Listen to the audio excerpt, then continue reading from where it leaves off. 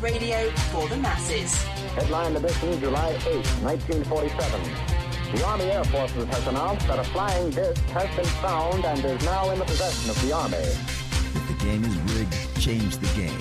Game changer. I occasionally think how quickly our differences worldwide would vanish if we were facing an alien threat from outside this world. This is Fade to Black with your host, Jimmy Church, on the Game Changer Radio Network and KGRA, the Global Radio Alliance.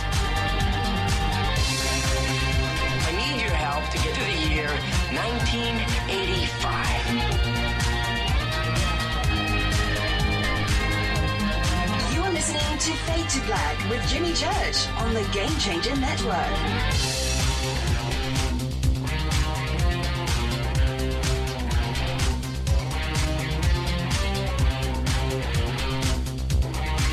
Good evening.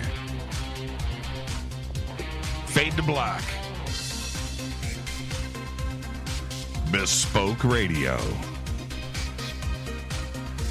For the masses. Yeah.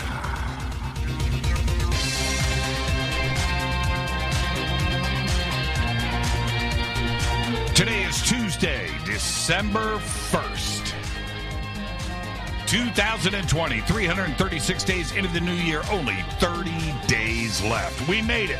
We're in December. We're almost in the clear. We're live from a bunker somewhere in the middle of beautiful downtown Burbank, California. And I would like to welcome everybody listening all around the world, all across the United States. Hither and thither, to and fro, back and forth, up and down, east and west, north and south, far and near. This is Fade to Black for KJCR, the Game Changer Network, and KGRA, the planet. I'm your host, Jimmy Church. What is cracking, everybody? How you doing? All right. Let me set the table for everybody. Today is Tuesday. That's right. Tonight is another Fader night with open lines all night long. We were supposed to have Jason Quitt here tonight. Conspiracy number 9. Ain't happening. Had to cancel. And that's a conspiracy all in itself. So, tonight is Fader night. And, you know, honestly, I've got more on this in just a bit. But let's talk about this for a second. No week is complete without a Fader night. This is the universe fixing things. We threw things off balance. You know, for this audience out there, you know, you guys have to have your Fader night. I get that. Well, you got it. So we're going to do that tonight, 747-228-2051. Tomorrow night, right here on this very program, Richard Dolan is here. He's going to announce his new book, and you've probably already heard it has been released. It's called The Alien Agendas, and we're going to be talking to Richard tomorrow night about that. Been waiting for another book to come out that he's been working on. That didn't happen. He just went, you know, and did this. Yeah. He told me, he's like, man, these things I needed to say, man, and it was easy. I just cranked this thing out. It's awesome. This is my best book ever. I'm like, wow. Okay, all right. So that's tomorrow night, Richard Dolan.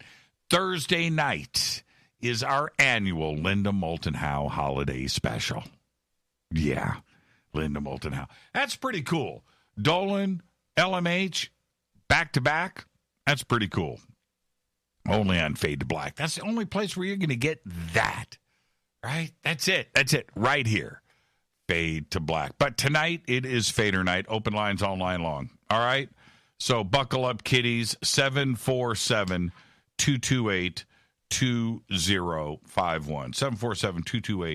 747-228-2051.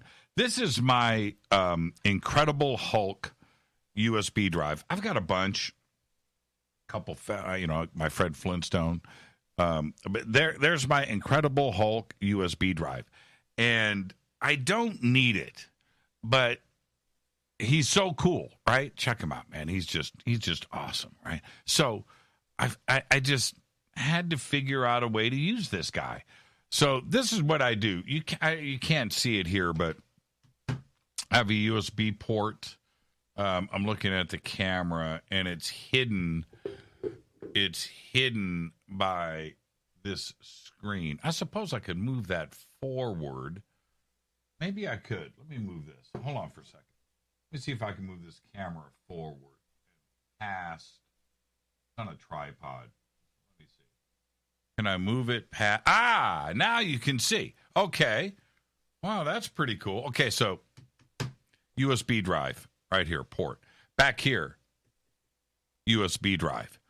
And I have this computer and this computer. The other computers are down here. I don't use them for that. But so I installed these two drive extensions, port extensions for USBs. And then at the end of the show, when things have to get edited and stuff, I pop this off, his head, to reveal the USB drive.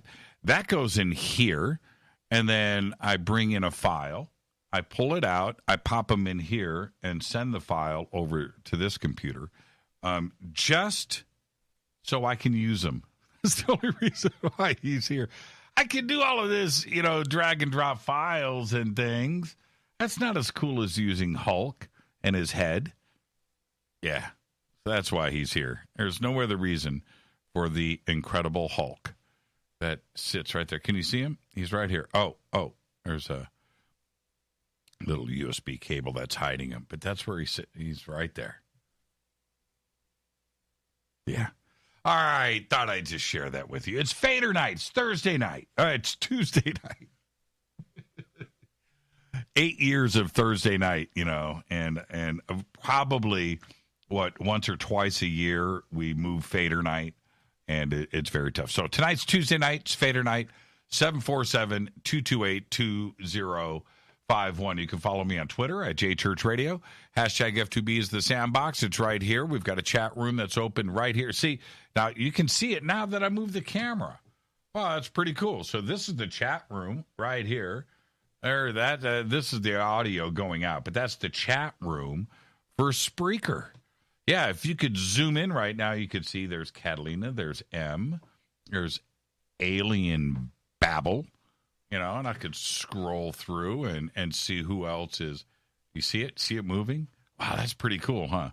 Yeah, so there's the chat. Oh, man, there's the video feed going out. No chat room there. That's just video. That's what's going on there. Okay, all right. Man, my lit-up keyboard shut off. Wonder how you fix that. All right.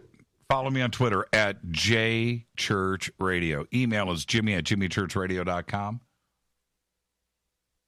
Hashtag F2B is the sandbox. Hashtag F2BQ's Fade to Black questions. And there you go. And let's just jump. Let's jump straight into the breaking news. The Arecibo radio telescope in Puerto Rico collapsed unexpectedly this morning. The 900-ton platform of girders and radio receivers suspended from mountaintop towers crashed into the 1,000-foot dish below.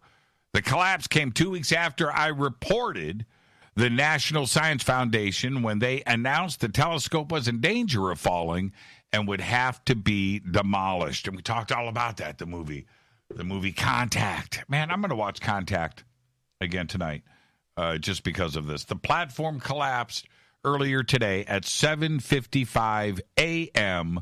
local time. And the damage, right? I posted a bunch of pictures. That's it's over.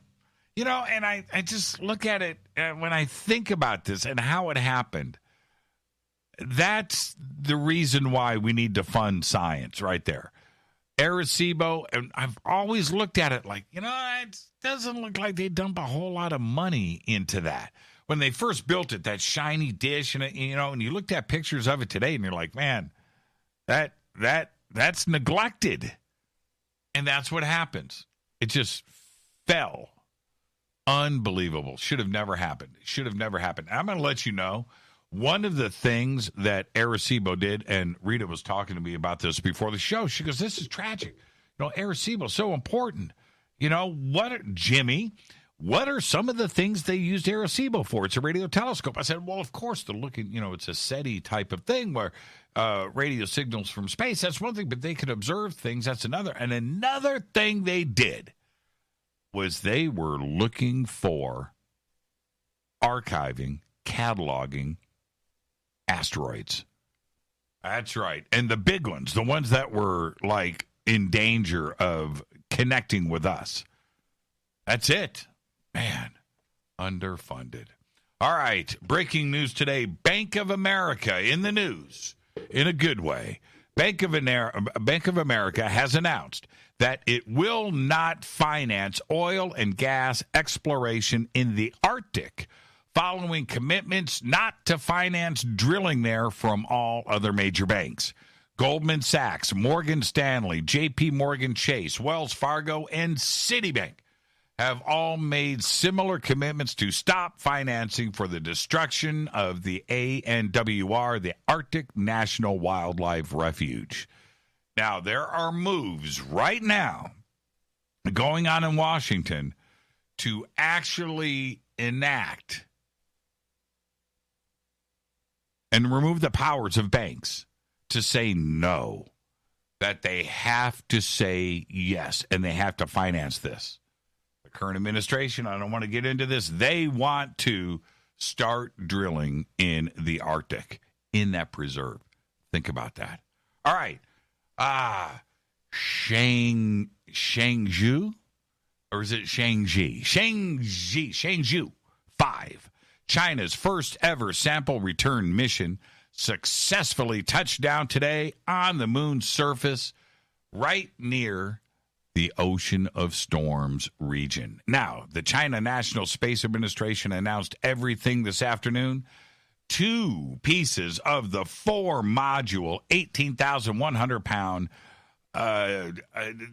listen to this, split in 2. So 2 landed on the surface, right? One of those, a stationary lander, and an ascent vehicle to go back, right? If everything goes to plan, the lander will spend the next 5 days collecting about 4.4 pounds of lunar material. They are trying to dig down 6.5 feet below the lunar surface. Never been done before. The sample will then be transferred to the ascent vehicle, which will launch back into lunar orbit, meet up with the 2 other elements, an orbiter and a Earth return craft. So we got 4 things that need to go perfectly here. Now, the return vehicle will haul the moon dirt back to Earth, back to the planet, with the touchdown planned in Inner Mongolia. And that's going to happen in mid-December, in 2 weeks. How cool is that? All right, now I got a Monolith update. I do. The Monolith in Romania, right? Went viral, didn't it? After Utah. Now we got Romania. It has now mysteriously disappeared. Local media reported that the strange structure was removed Sunday night, but it's unclear who took it. Locals reported seeing strange lights in the area. I don't know if they're talking about flashlights or they're talking about from a flying saucer. The monolith in Romania appeared on the plateau of the Bacta Damnai, was between 9.5 and 13 feet tall, and near the ancient fortress Petrodava. Crazy. Yeah. Let's get the show cracking. Happy birthday to today, Bette Midler. The Rose. Bette Midler, today, 75 years old. Eric Bloom, lead singer of BOC, Blue Oyster Cult, today, 76 years old. Gilbert O'Sullivan, today is 74. And I'm going to say this. I think he had 1 hit, maybe 2.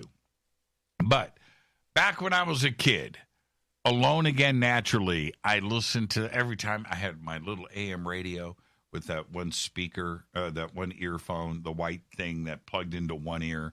But man, that song, right? Happy birthday, Gilbert O'Sullivan. Linkin Park guitarist and founding member Brad Delson today is 43 years old. Brad graduated top, tippity top at UCLA. Could have gone to law school. Was going to become a lawyer. And decided to form a band with his roommate. Pretty successful. Called Lincoln Park. All right. Our dead guy's birthday today is, moment of silence, please, Richard Pryor. 1940 to 2005, died at the age of 65. Richard was one of the greatest and most influential stand-up comedians of all time. There's no question about that. He won an Emmy, 5 Grammy Awards, 2 American Academy of Humor Awards, and the Writers Guild of America Award. The first ever Kennedy Senator Mark Twain Prize for American Humor was presented to him in 1998. He was listed as number 1 on Comedy Central's list of the all-time greatest stand-up comedians, and in 2017, Rolling Stone ranked him first on its list of the 50 best stand-up comics of all time. On December 10th, 2005, 9 days after his 65th birthday, Pryor suffered his 3rd heart attack.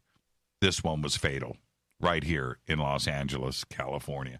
On this day in history, 1959, it went down. Speaking of the Arctic, now we're going to talk about Antarctica, because 12 nations, including the United States and the Soviet Union, signed the Antarctica Treaty, which bans military activity and weapons testing. It was the first arms control agreement signed during the Cold War. Fader fact. This one's crazy. They're all crazy. This one, level up. Early civilizations in northern Greenland were using iron blades before they knew about metallurgy. For centuries. That's right. They made them by breaking pieces off of a huge iron meteorite and shaping them with heavy stones. In fact, they built their settlements close to the meteorite, weighed like 50 tons, and used its iron for generations. And that is your Fader fact. Look it up. Look it up. That's a fact. Tonight, it's Tuesday. Tonight is another Fader night with open lines all night long. 747-228-2051. We will get to your calls at the bottom of the hour. Tomorrow night, Richard Dolan is here. Thursday night, Linda Moulton Howe. But right now, it's all about this River Moon coffee. Yeah.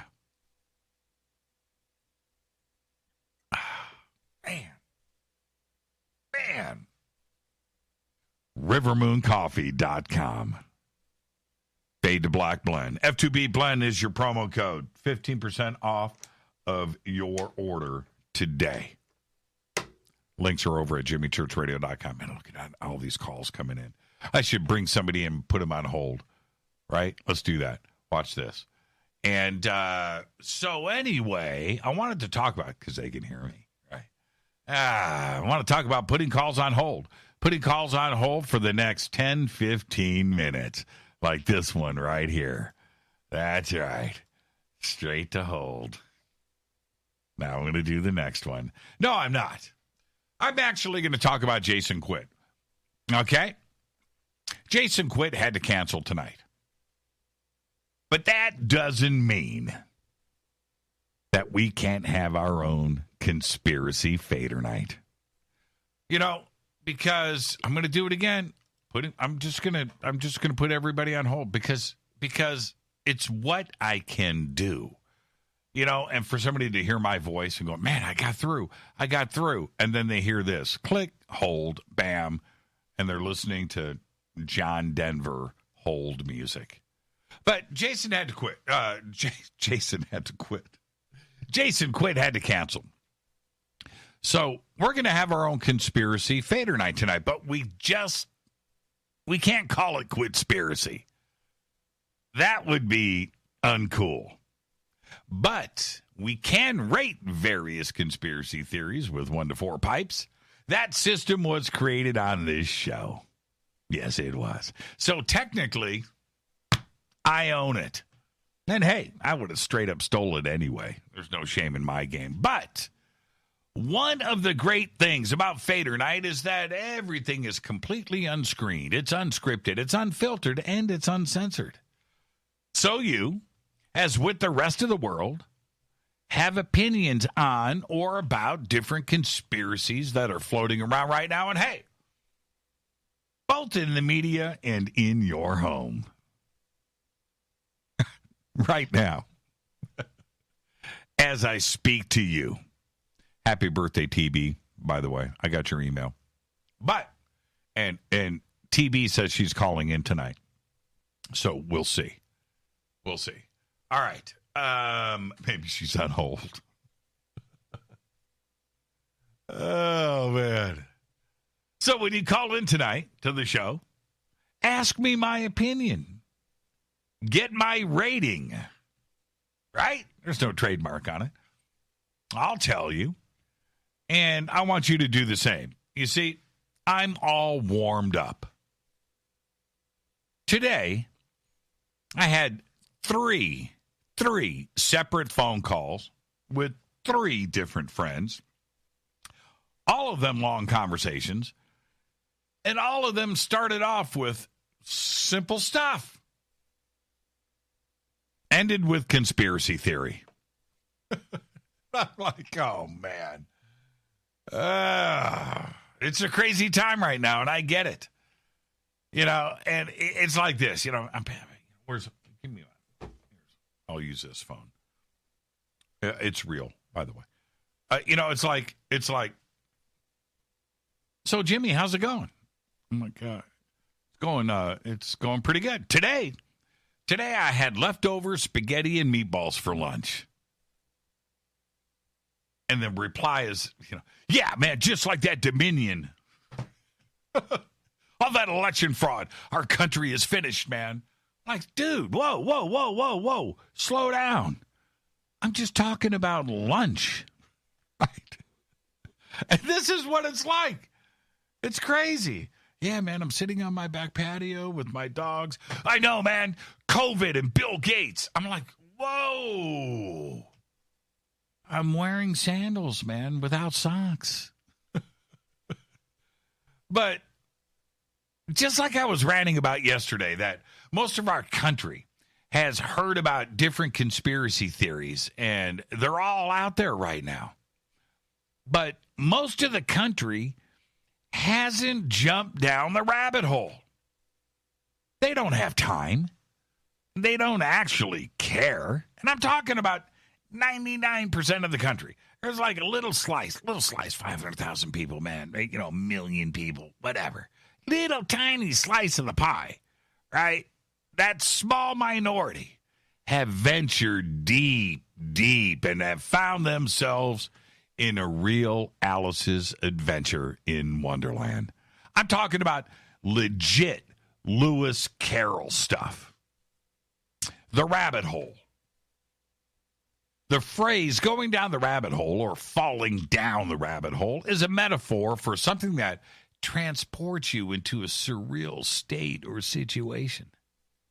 Today, quite clearly, it is used when someone finds themselves in a dangerous state of mind or position, and they actually believe that the Wonderland has become their reality, their world, our world. You see, you have September 11th. You have Project Mockingbird. You have Operation Northwoods. You have MK Ultra. All conspiracy theory that are based on facts. And sure, you dive into any of these subjects and you can certainly find your world, the world that you thought you knew. It's been altered. These are all very, very heavy documented cases of Wonderland becoming reality. And the closer you look, you find that all 4 subjects actually overlap and are weaved into each other. I'm talking about crazy town, man. But if I bring up the tuna sandwich I had for lunch yesterday, somebody doesn't yell back at me going, yeah, man, suitcase nukes under the Twin Towers, man. Operation Northwoods, man. Our country is finished. No. I'm just talking about a tuna sandwich. Now, it's not going to happen. Nobody's going to go there. I get it. We were all made aware of Northwoods and Mockingbird and MK Ultra. They were real, all part of our own government apparatus. But we didn't come completely unglued. No, in fact, we could have. Trust me on that. We could have, but we didn't, and we survived it. We learned from it. Our world didn't go full Lewis Carroll. So, yeah, there is a lot of fodder for conspiracy theory going around, and I get that, right? Today, the NWO chip-infused, DNA-altering COVID vaccine is being distributed right now around the world. Crazy. All right? It's happening right now, whether you want it to or not. Trump lost the election. Crazy. 5G has been activated. It's in use right now, man. Right? And last week, Justin Trudeau announced the reset. Yeah, man, it's conspiracy world. Right? All of this will be forgotten in 6 months. It doesn't seem like that now, but it will. Along with any other conspiracy theory that you can think of right now, today. Because they'll all be replaced with something else. Just like 9/11, MK Ultra, Northwoods, and Mockingbird. They were all replaced. Right? Yes. Throw in JFK, by the way, while I'm at it. But here's the deal. You just never know, do you? You don't. Remember when you found out that MK and Northwoods and Mockingbird were real? Remember that day? You did, right? The shock to the system, right? You remember that. Well, maybe 8, 10, 20 years from now, there will be a radio host. He's going to be on the air talking about the Dominion conspiracy theory that turned out to be true. And you know what? That'll be some great late-night talk radio. It's going to go down. He's going to take your phone calls. Seriously. I can see the tour guide now, if you think about it. I can see the tour guide walking. He's got a crowd of people behind him and in a nice garden, and he says, over here we have the 9/11 rabbit hole, right? And next to it, we have JFK. And right over here, we have today's Lewis Carroll 4-for-1 special, the 2020. Yep, and it includes COVID, Hunter Biden, QAnon, and as an added bonus, Dominion. How much for the 2020, man? I'll take it. This is Fade to Black. I am your host, Jimmy Church. Tonight is Fadernight. Tonight's Tuesday. That's not a conspiracy. That's on Jason Quitt. 747-228-2051. We're going to have our own conspiracy night in the bunker with you. 747-228-2051. I'm your host, Jimmy Church. I'll be right back with your phone calls right after this short break. Stay with us.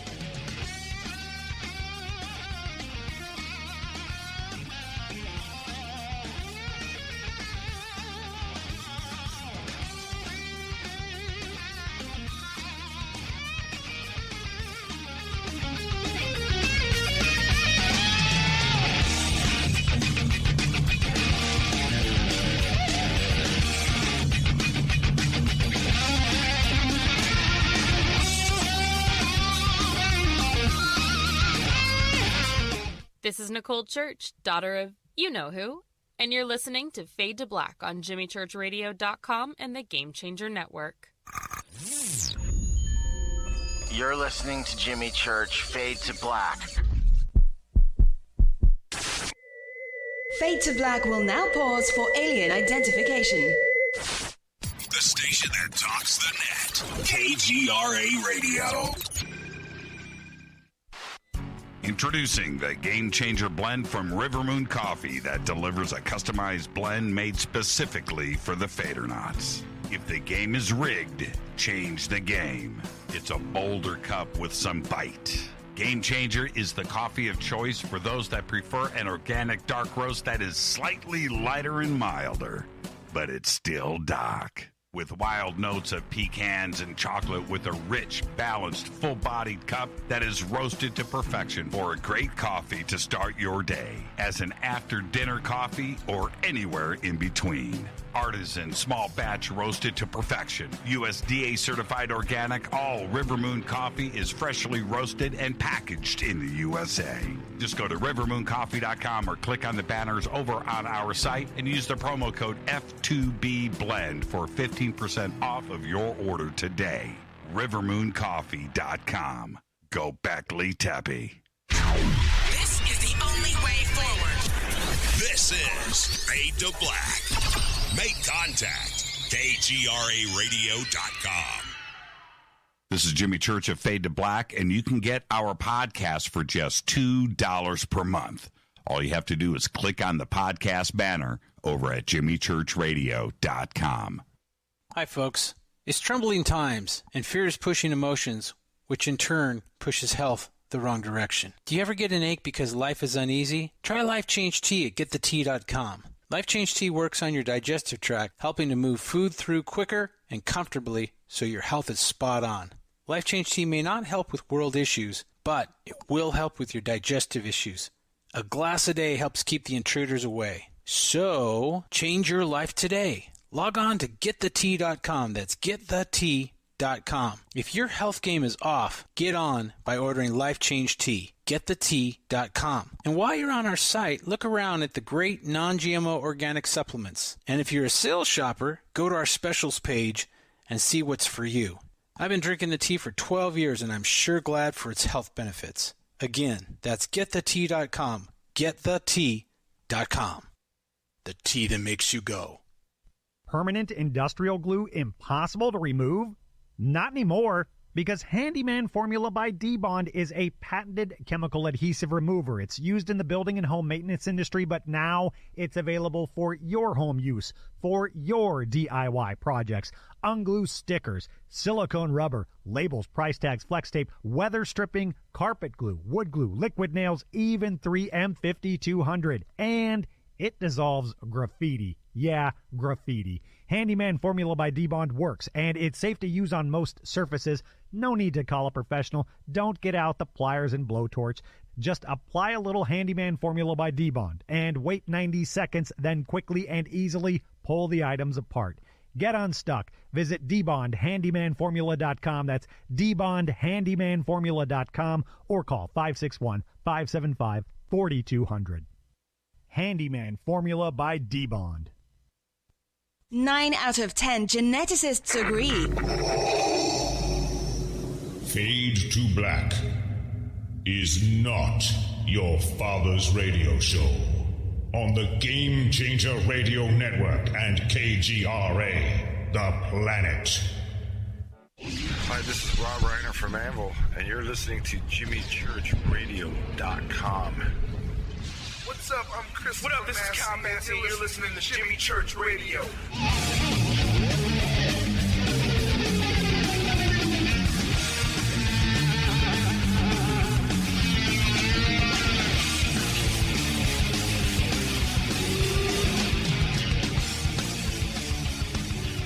All right, welcome back. Fade to Black. I am your host, Jimmy Church. Tonight's Tuesday. You haven't lost your mind. There's no time traveling. Tonight is Fadernight, and I decided we're going to swing this, man. We're going to actually do conspiracies tonight. All right? Jason Quitt canceled. I'm going to let him know how much fun we're about to have. I want to hear your conspiracy theories. I want to talk about the current conspiracy theories that are going on right now. Seriously. And there's another element to this that I find very strange. I find very strange, and I'm just gonna put it out there right now. What happened to Q? Disappeared. Gone. What happened to Q? You would think at everything that is going on right now, Q being the center of everything. Q's gone. Gone. What happened? That was the conspiracy of all conspiracies, right? That was, and gone. What does that say? If I'm just going to say that if I was Q and I was going to bail, right? And I'm going to bail on everybody. I do one of two things. I go, hey, I did this for fun. Game's over. Right? It was all a joke. It was just fun. I would do that. Too many people are invested into this. Or two, I would disclose. This is who I am. This is what's going on. I'm going underground. But it was all real. But you don't just disappear. Do you? So, that radio host in the future, right? 20 years from now, are they going to be taking phone calls about Q? I don't know. Is Q going to be remembered in July of 2021? Nobody's even talking about Q now. It just disappeared. Crazy. Right? And I'm going to put something out. Since we're doing conspiracies tonight. Hunter Biden. Conspiracy, man, in the deepest levels. You know what the definition of conspiracy is, right? Two or more people conspiring together to commit a crime, right? So throw in Hunter Biden, right? The laptop, how deep it went, and where, and just everybody talking. It was right, gone. Disappeared. Gone. I'm like, hey. Some have called me the king of conspiracy. These are things that I'm looking into. Those are rabbit holes, man. That's a rabbit hole. The Hunter Biden rabbit hole right there. Right? Man, gone. It's just like, how does that happen? Gone. Think about that. All right, 747. There's more. I've got more. So you want to talk about a conspiracy theory tonight? Let's go. 747-228-2051. Let's see if we can get this show kicked off of social media. Yeehaw! Oh, man. Yeah, the more you guys post Q on your Twitter account, you guys are in danger of getting kicked off of Twitter. Be careful with that. That's a strange letter. Maybe you should go with R-1, right? Yeah, R-1. You might stay in the safe zone. I'm just letting everybody know.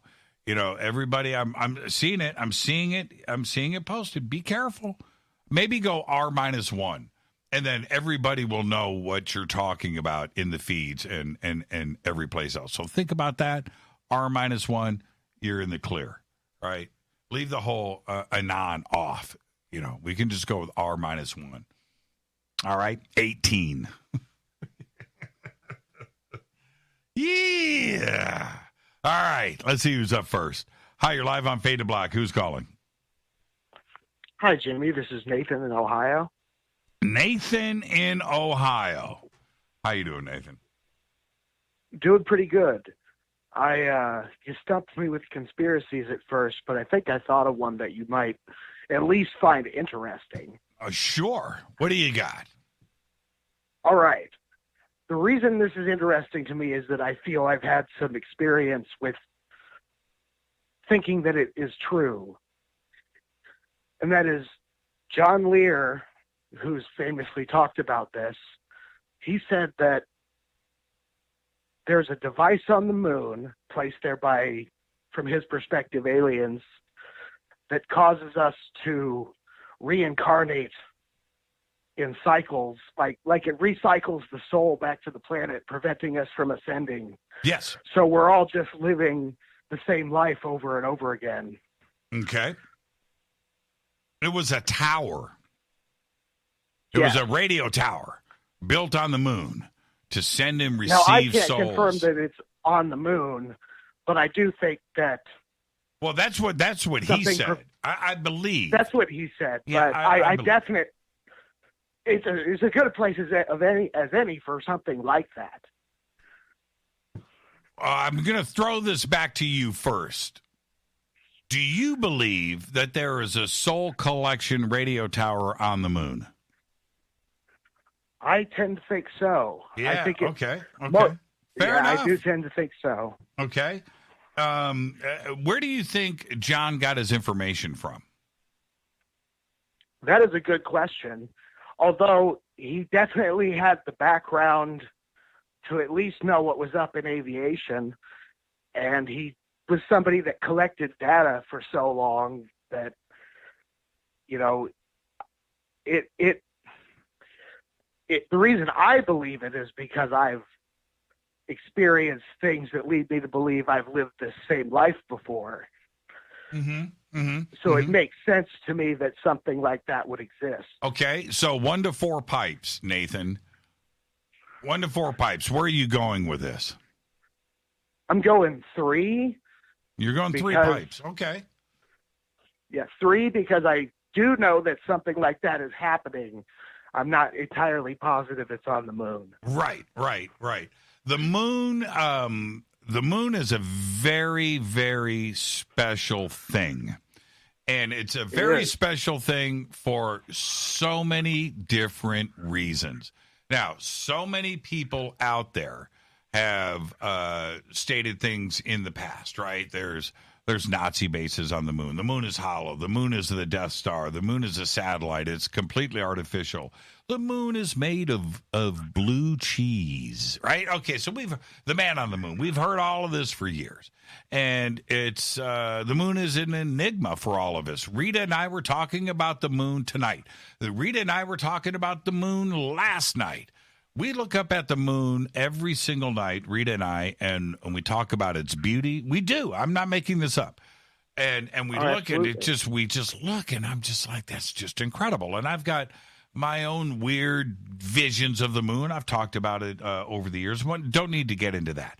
So we have all of the, there's, big glass cities on the moon and Richard Hoagland and others, that have been to the moon and have visited the moon. The moon landings are a hoax. The aliens warned us off the moon. They said, hey, you guys are here. You need to go back. This is ours. We've heard all of these things. But there's other reasons why the moon is really bizarre. First off, there are planets in our solar system that have moons. They do. Jupiter's got dozens and dozens of moons, right? Mars Not has one got. like ours, though. Oh, hold on. Let me finish. I'm going there, Nathan. I'm going there, right? Yeah. Saturn's got its moons. Everybody's got its moons. I don't know. Does Mercury have a moon? I don't know. Does Pluto have a moon? Maybe. Yeah, they do, right? Pluto's, and there's Ceres. And okay, so anyway, but nobody's got a moon like ours. Ours is big. Ours is a planet. Ours is round. Ours gives us life. Ours, without the moon, we're not doing a 24-hour cycle like we are. Without our moon, we don't have months like we do. Once a month, the moon orbits the Earth, gives us the lunar month, right? Right? Without the moon isn't vibrating our oceans. We don't have tides. We would have stagnant crap here, right? But no, the moon gives us all of that. And for it to be so magically placed at the right spot to give us life on Earth, forget about it being hollow. Forget about the soul collector that is there. Forget about the Nazi bases. Forget about all of that. The moon gives us life. And that's a very unique situation. The other planets don't have that. We do. We do in the solar system. And that's what makes the moon, to me, so special. Now, let's take it a step further. For the moon to be so perfectly placed to give us tides, to give us life, to give us months, to give us everything, the magnetic pull, the stabilization that we have, everything that... Could it be an accident? Could it be an accident? It might not, right? That's, like I said, forget about the soul collectors, forget about the alien base, forget about the Death Star, forget about the Nazis, forget about all of that. But for the moon to be placed here to give us life, that is crazy to me. And the odds of that, I'm not so sure that it's an accident. I'm not. Now, I don't have all the answers, Nathan, but the moon is special. Now, could it be taken beyond that? Could John Lear be right? Right? Now, for aliens and ET and intelligent civilizations, Nathan, to show up here in this solar system and find our planet Earth, well, it's not really a planet, is it? It's two. Right? Yeah. We're two planets. And maybe they have landed on the moon. Maybe they make it a special place. And yes, all of that is possible. Maybe the aliens brought it here. Maybe it was dragged here. Maybe it was placed here by the Anunnaki. I don't know. But the moon is very special to me. And I look up at it every night, and Rita and I, and we can't talk about anything else but the moon and how beautiful it is. Rita and I are driving in the car, Nathan, across the desert. We're out. We're just driving across town. We're going to Hollywood. But we look out the window and appreciate the moon every single time. You know what we've noticed?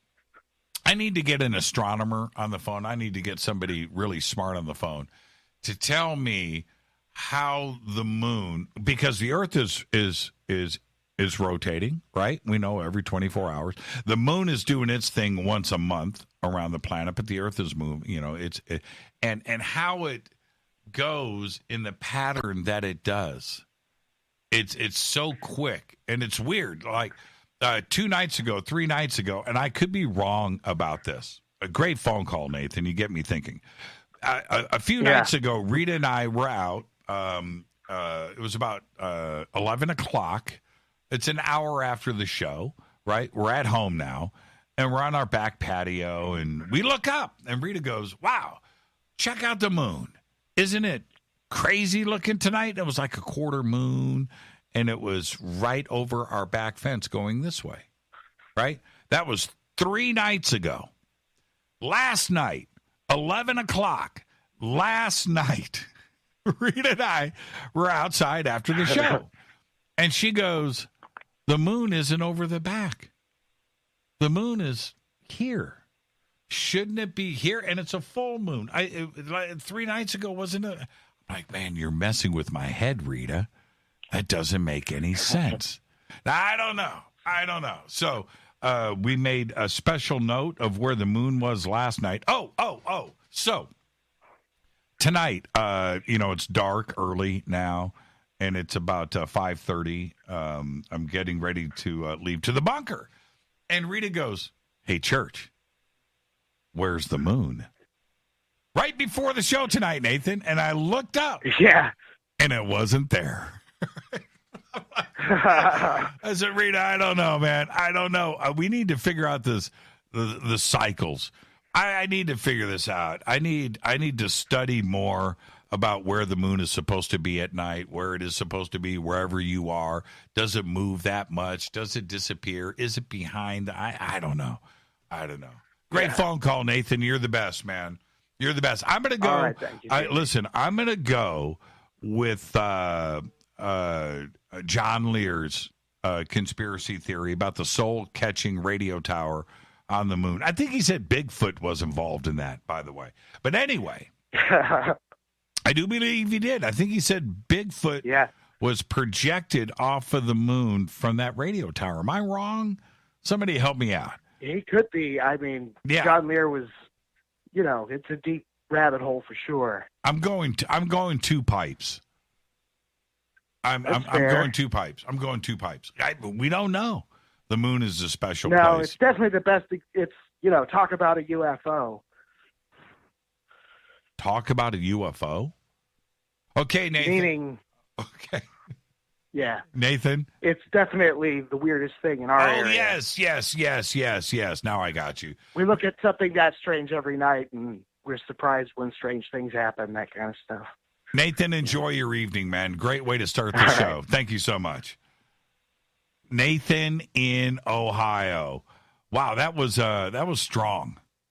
That was strong. I'm telling you, Rita and I look at the moon every night, and we just stop and we appreciate what we're looking at. It's special. We're getting a telescope, everybody. We're going to get a telescope. We're set up for it, and I can't wait. I'm thinking about getting a great big, light bucket, but those are hard to get automated, right? And so I'm thinking about getting something automated and just a little bit smaller. But anyway, I'm looking into it right now. I've got my eyes on a couple. If you've got a great automated telescope, let me know. Post it up in Twitter. I want to see everybody's telescopes. But yeah, we're going to make the move here maybe this week. Let's go back to the phones. Hi, you're live on Fade to Black. Who's calling? Hey, Jimmy, it's Heather from Mansfield. We get 2 Ohio calls. Back to back to back. The great state of Ohio, the Buckeye State. You bet. We're all weirdos here. The Buckeye State. You guys just beat IU in football. Did you know that? Yeah. I didn't even know football. I didn't even know football was still going on. Or sports in general. They had to cancel the game and because of COVID and stuff. So. Yeah. So what's on your mind, Heather? Not fun. Hey, I wasn't. I know that conspiracy was supposed to happen tonight, and I was looking forward to it. But it was a great surprise that it was Fadernight because I have tomorrow off, so I actually got to listen. Yeah, right on. And call in. Yeah, it was cool. Happy coincidence. And tweet Jason and go, man, we had the best conspiracy show without you. Jason _twit. I wasn't planning on going conspiracy. I was actually wanting to talk a little bit disclosure a little bit, but you could always go conspiracy with it. So we could work the conspiracy in. I want a conspiracy that you want me to rate. What's a conspiracy? No. Yeah. You don't want me talking conspiracy. I want one. You'll be kicked off the air. Heather, I want one. No, let's go. Men in Black at my door tomorrow. Let's go. Oh no. Yes. Well, you know what? It does kind of correlate to disclosure.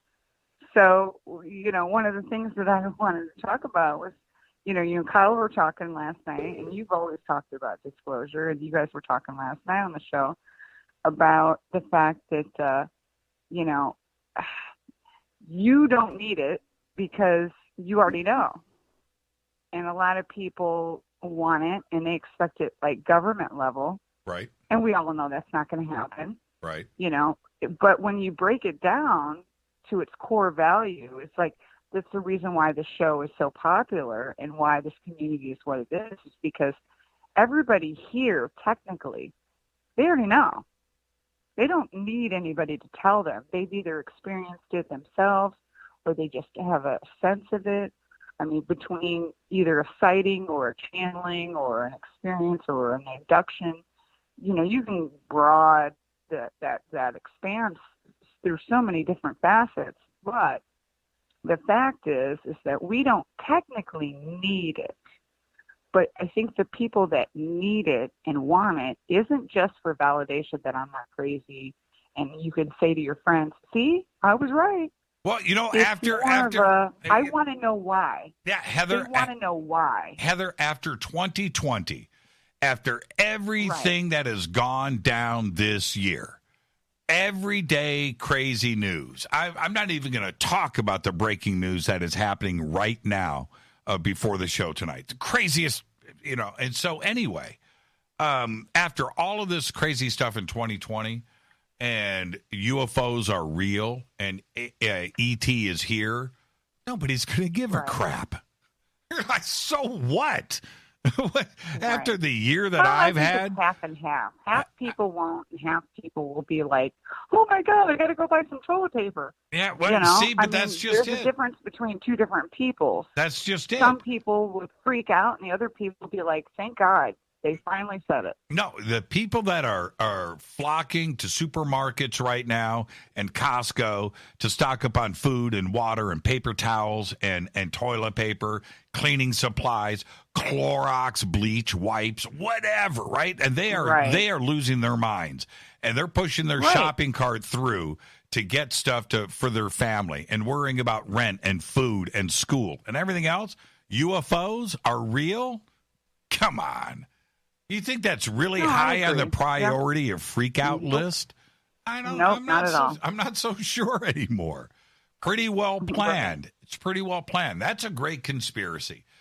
All of the go ahead. All of the breaking news that is happening right now is being broke during all of this other crazy news, and that's the perfect time to hide a story.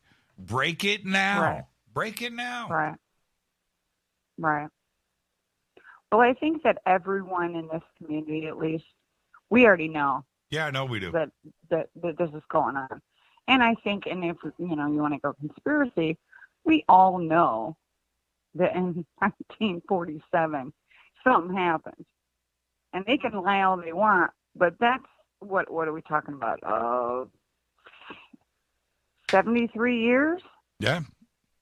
Yeah, is it 73? Is it 73? If they did find something, 73 years of technology, of investigation, of whatever. You want to talk conspiracy, there you go. You're telling me 73 years after that happened, we don't have anything? No, that's why. They slowly leak it out through the public. It's tech, it's this, it's that. And, Trump comes out with Space Force. And so it was like, well, we're not going to really tell you, but we're going to reinvent it as it's something brand new. We just came out with this new thing, this new plane, now we can go to space, and we just made it up. No. You know what I mean? That's, if you want to go conspiracy-wise, I do believe with everything that I am that anything new is old. You see, here's the deal, and I've got to break to a commercial, as you know. But I know. Men in Black, 1, 2, and 3, by the way. But Men in Black, that's a documentary. I don't care what anybody says. I don't care. I agree. Great movie, funny, all of that, amazing, beginning to end. That movie's a documentary. Yep. Heather from Mansfield, enjoy your night. We'll see you tomorrow with Richard Dolan. We love you back. Will do. All right. Have a great night. Bye-bye. Okay. Bye, Heather. And, Men in Black, man. Every time that I see that movie, I was like, well, no, that's real. Well, it's Tuesday night. It is Fadernight. Open lines all night long. 747-228-2051. 747-228-2051. Tonight, here on Fade to Black, Conspiracy Fadernight. That's right. I'll rate him. 1 to 4 pipes. Jason Quitt doesn't own that. I'll give him Quitspiracy, though. I'll be right back. Stay with us.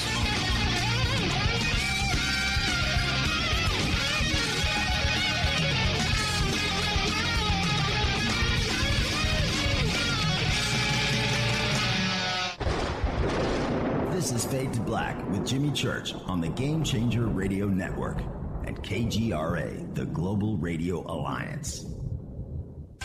This is KGRA Digital Broadcasting Station. Salt Lake City, Utah. Van Buren, Arkansas. Hello, my name is Billy Carson, and I am a best-selling author and the founder of ForbiddenKnowledge.tv. Together with my team, we have built an all-new conscious streaming TV platform designed with every family member in mind.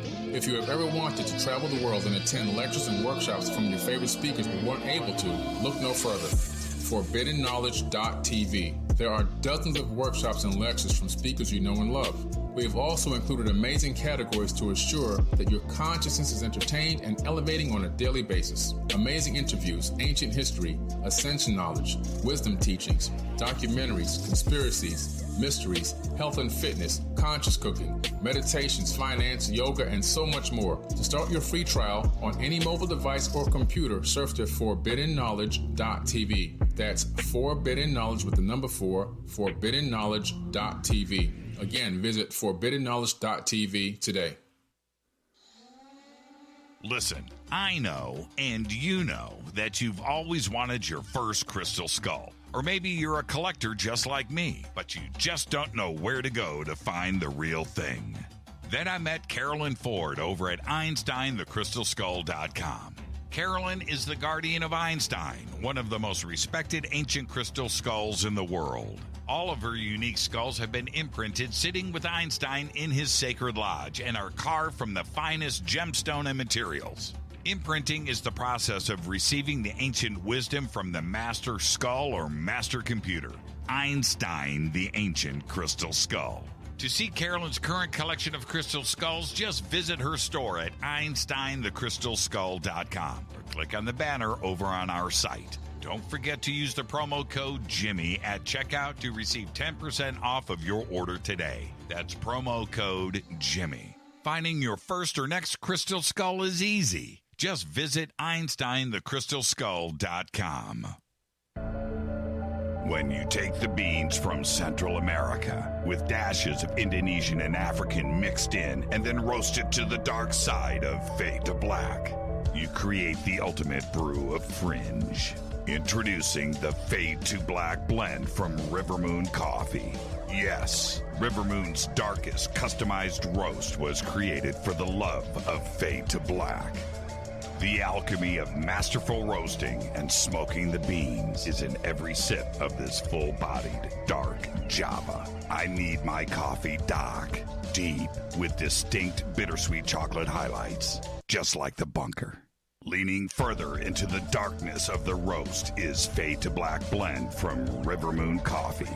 Just click on the banner at jimmychurchradio.com and use the promo code F2BBLEND for 15% off of your order today. Go Beckley Teppy. Hello, I'm Petini, and you're listening to my main man, Jimmy Church, on jimmychurchradio.com.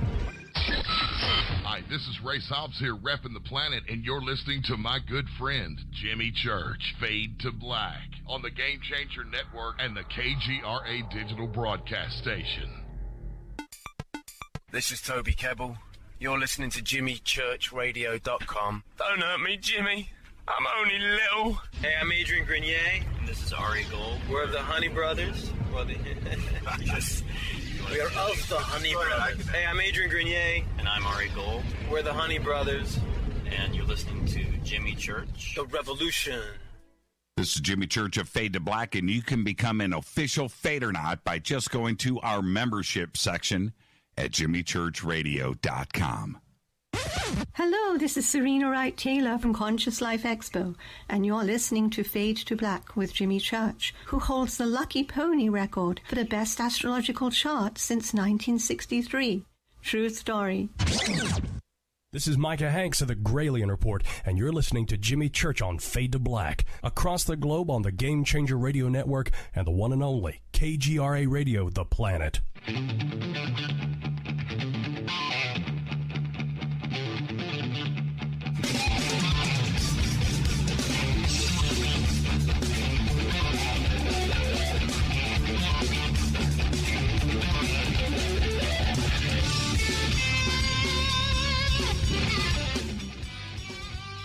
Welcome back, Fade to Black. I am your host, Jimmy Church. It's not your imagination. Yes, it's Tuesday. Tonight is Fader Night. 747-228-2051. Jason Quitt. Conspiracy 9 canceled. Fader Night conspiracy show number 1, it's on tonight. I want to hear your conspiracy. I don't, whatever it is. It could be something current, something that's out there right now. You want to talk about it? I'll rate it. Bring it. All right? Or there's something else. Or maybe you've got a conspiracy that you've thought of. You've put the pieces of the puzzle together. You want to present that tonight? Call in. Bring it. I'll rate it. All right? The moon. That's a good one. I really dig that. All right. Okay. Let's see. I have to. Okay, Rita, I'm reading your text now. The answer is I'm good. Don't worry about me. I'm good. Don't worry about it. Go now. That's cool. Get the shakes. All right. If you want to get me a shake, Rita, get me a cookies and cream shake and then put it in the freezer and I'll have it when I get home. All right, but no food. I'm good. Okay? All right. Had to do that live on the air because it's happening in real time. The texts are coming in. Our daughter is sick. She doesn't feel good, and she wants a shake. You know what? When you get what you want when you got a cold, don't worry. It's not what you think. Okay. All right. Where am I at? Let's go back to the phones. Hi, you're live on Fade to Black. Who's calling? How are you? I'm good. Who's this? This is Mary, Delia 1313. I'm from Mystic, Connecticut. We talked before. Hey, Mary, how you doing? Yeah. Mary, I'm just messing with you. How you doing? From Mystic, I'm huh? good. I mean, despite the COVID, but I'm good. Yeah, that's cool. Like Mystic Pizza. The Mystic Pizza, what about it? No, I said... I mean, they got frozen pizza and stuff. I don't know if they get them out in L.A., around where you are, but they do the frozen pizzas and stuff. But I thought, wasn't that a movie, Mystic Pizza? Yeah, you knew that. We talked about it before. Yeah. When I talked to you. Yeah, I remember that, Mary. That was... we talked about Rob Halford and... Yeah, that was like 5 years ago. Yeah, I remember the whole conversation. Come on, Mary.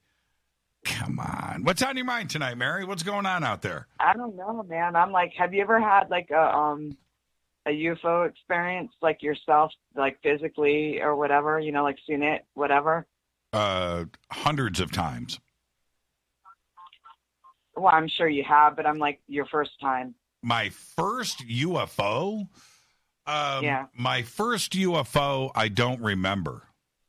Do you want to hear that story? You want to hear that story? I mean, I'll lay it out. Okay, all right.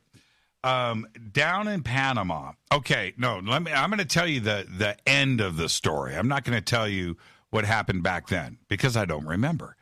A few years ago, a friend of mine from Panama, his name's Javier Cedeno. Javier, if you're listening, or anybody from Panama, I'm telling a Javier Cedeno story. Javier was a drummer and probably the best drummer in our high school, played in a bunch of bands and things. But he was also part of... I know you were in a band. You're right. And Javier was part of our circle of friends. We had like 5, 6, 7 of us that hung out nearly every night of the week for years. And so, but Javier now lives in Los Angeles. And about 3 years ago... he comes over to the house and we have a cookout and he brings some Panamanian ceviche with him that he made and things. And so we're there with another friend of ours from Panama, John, a good friend of ours. So we're having this reunion. Jason Martell was at the house that night. Jason from Ancient Aliens. And so we're there. We got a group of friends and Javier goes, and this is what he says. He goes, Jimmy, remember that UFO we saw that night? I said, what are you talking about? And he goes, it was you and Alan and Bill White and myself and John, who was there with us that night at the house.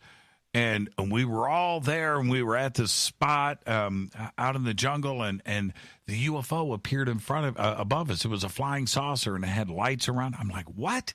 And he goes, yeah. And you went, wow, look at the UFO. I said, I did?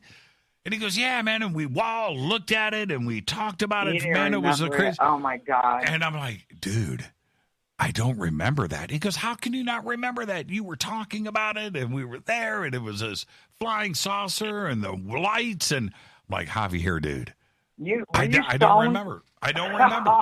I don't remember. And I scratched my head that night, and he was bewildered. He's like, Church, you were just freaking out. And I'm like, dude, I don't remember that. And you would think, right, my first UFO sighting. Yeah. Like that. But no, Mary, I don't remember it. And I hope Javier's listening right now, or any of my friends from Panama that are laughing about it, because I don't remember.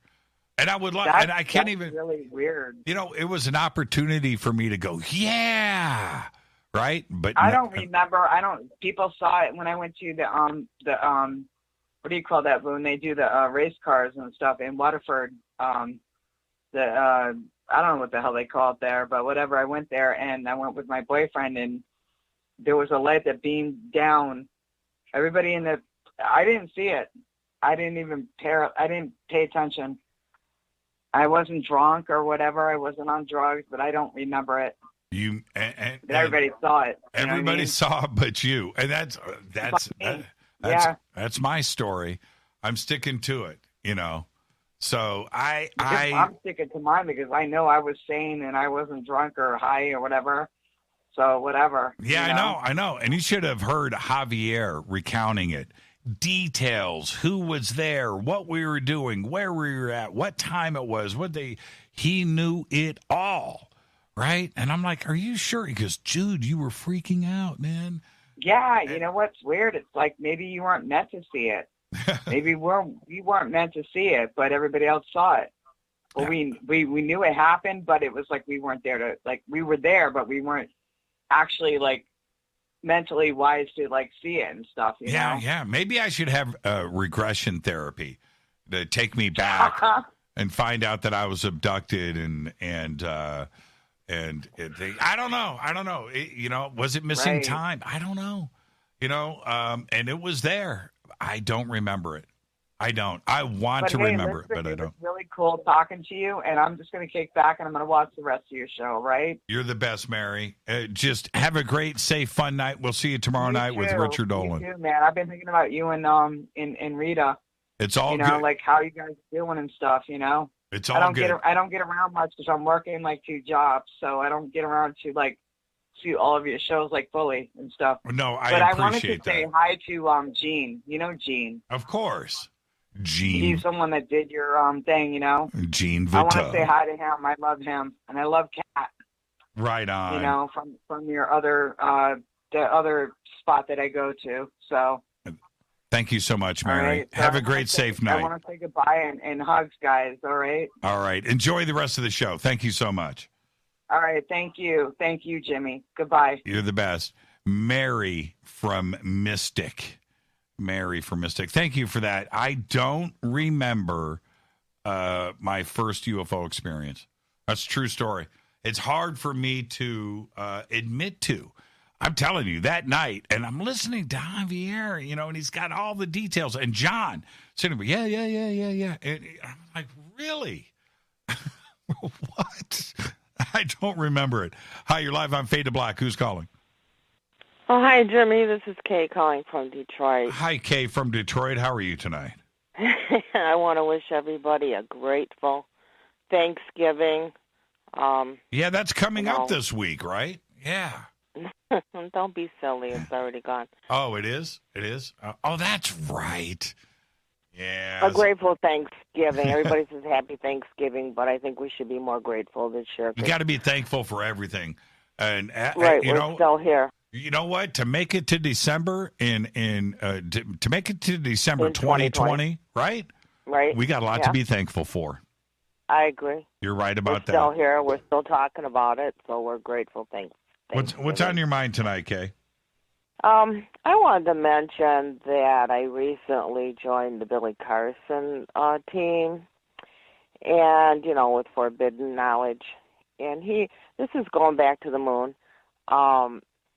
I learned something that I didn't know my whole life, that the Milky Way, which we are a part of, was developed by two different galaxies combining, and they're calling it quantum entanglement, which I understand, and that the moon and the Earth was brought in during that quantum entanglement, and we got caught up into our sun's orbit. So the moon was brought here from another galaxy, and the Earth was brought here from another galaxy, and that became part of our solar system. And I have to believe that a lot of this is vetted. But I was always taught, and he said, absolutely, this didn't happen, that a large planet or an asteroid hit the Earth, and a part of the moon spun off and became our moon. But when they did an analysis on the materials on the moon, there is nothing on the moon, not one grain, that matches anything on Earth. Yeah, I've heard the same thing, and this is not, fringe science or anything like that. This is, so I tend to agree with that. But this is the other part that I find very, very strange. When it comes to cosmology and the studying of the universe and the creation of galaxies and stars and planets and things, that nobody really knows how our solar system came to be, right? There's a lot of different theories, and there's lots of things,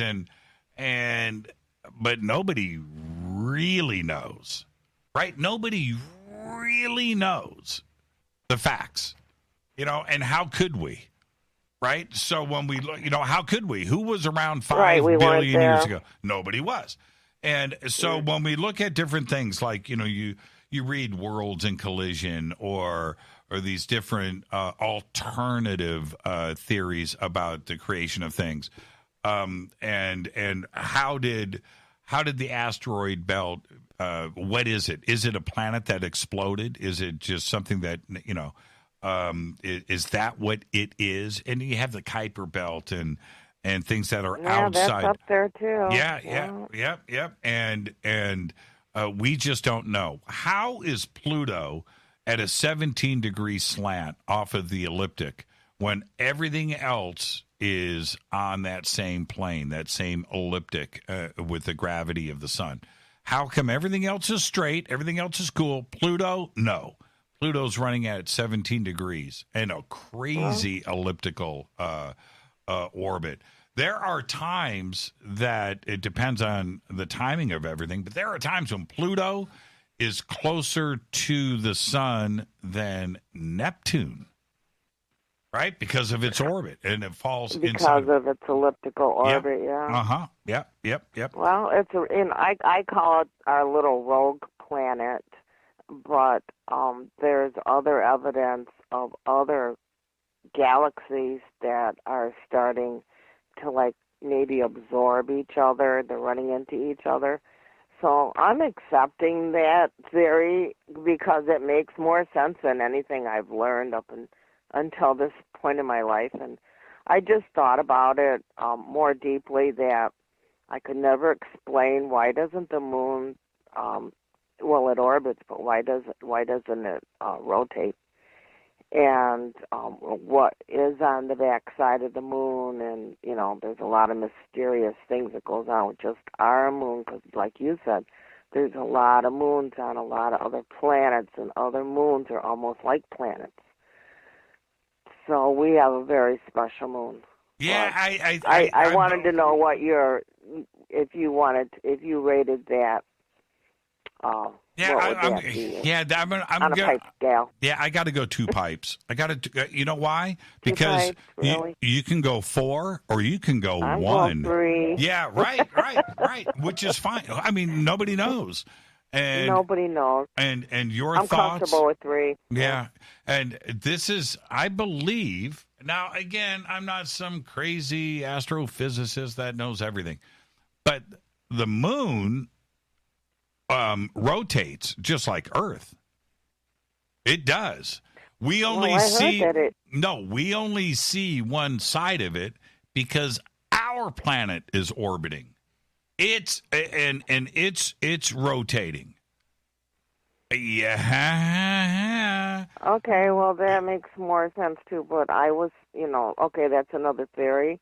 Is the moon spinning, or is it just like we've only seen one side of it because we're spinning at the same time? That's right. We should still see different sides of the moon then at that point. If we stopped, right, then we would see the moon rotate.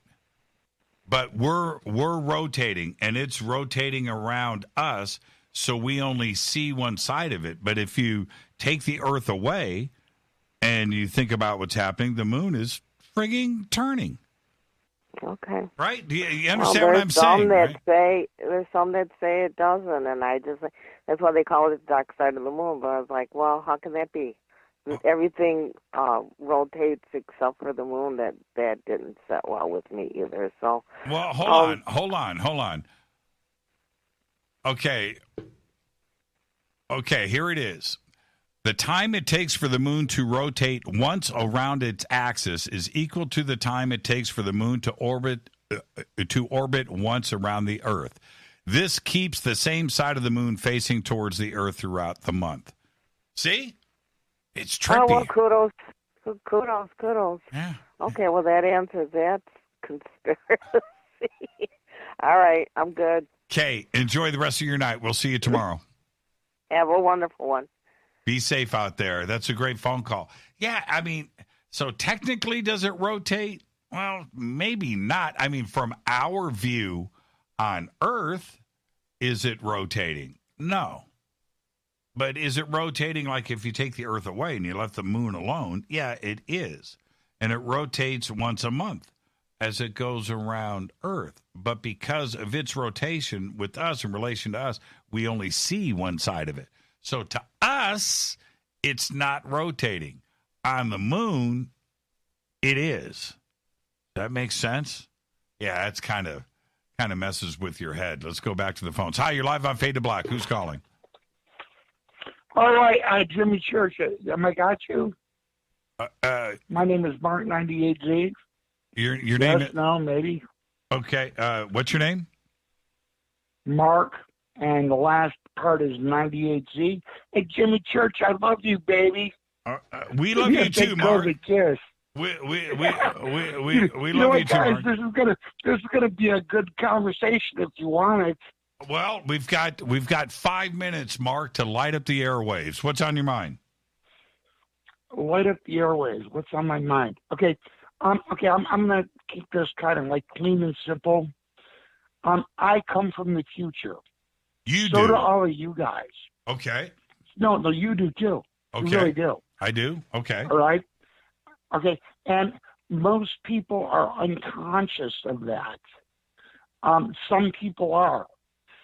You're a guy I've loved for a long time, and it's an honor and a privilege to talk to you. Even though I'm from the future. But you're from the future, too. Are we from the same time in the future? All of us are, but some of us don't know it. Most of us don't know it. And how would I know? I mean, what is it that I need to be aware of? That's the same problem I got, pal.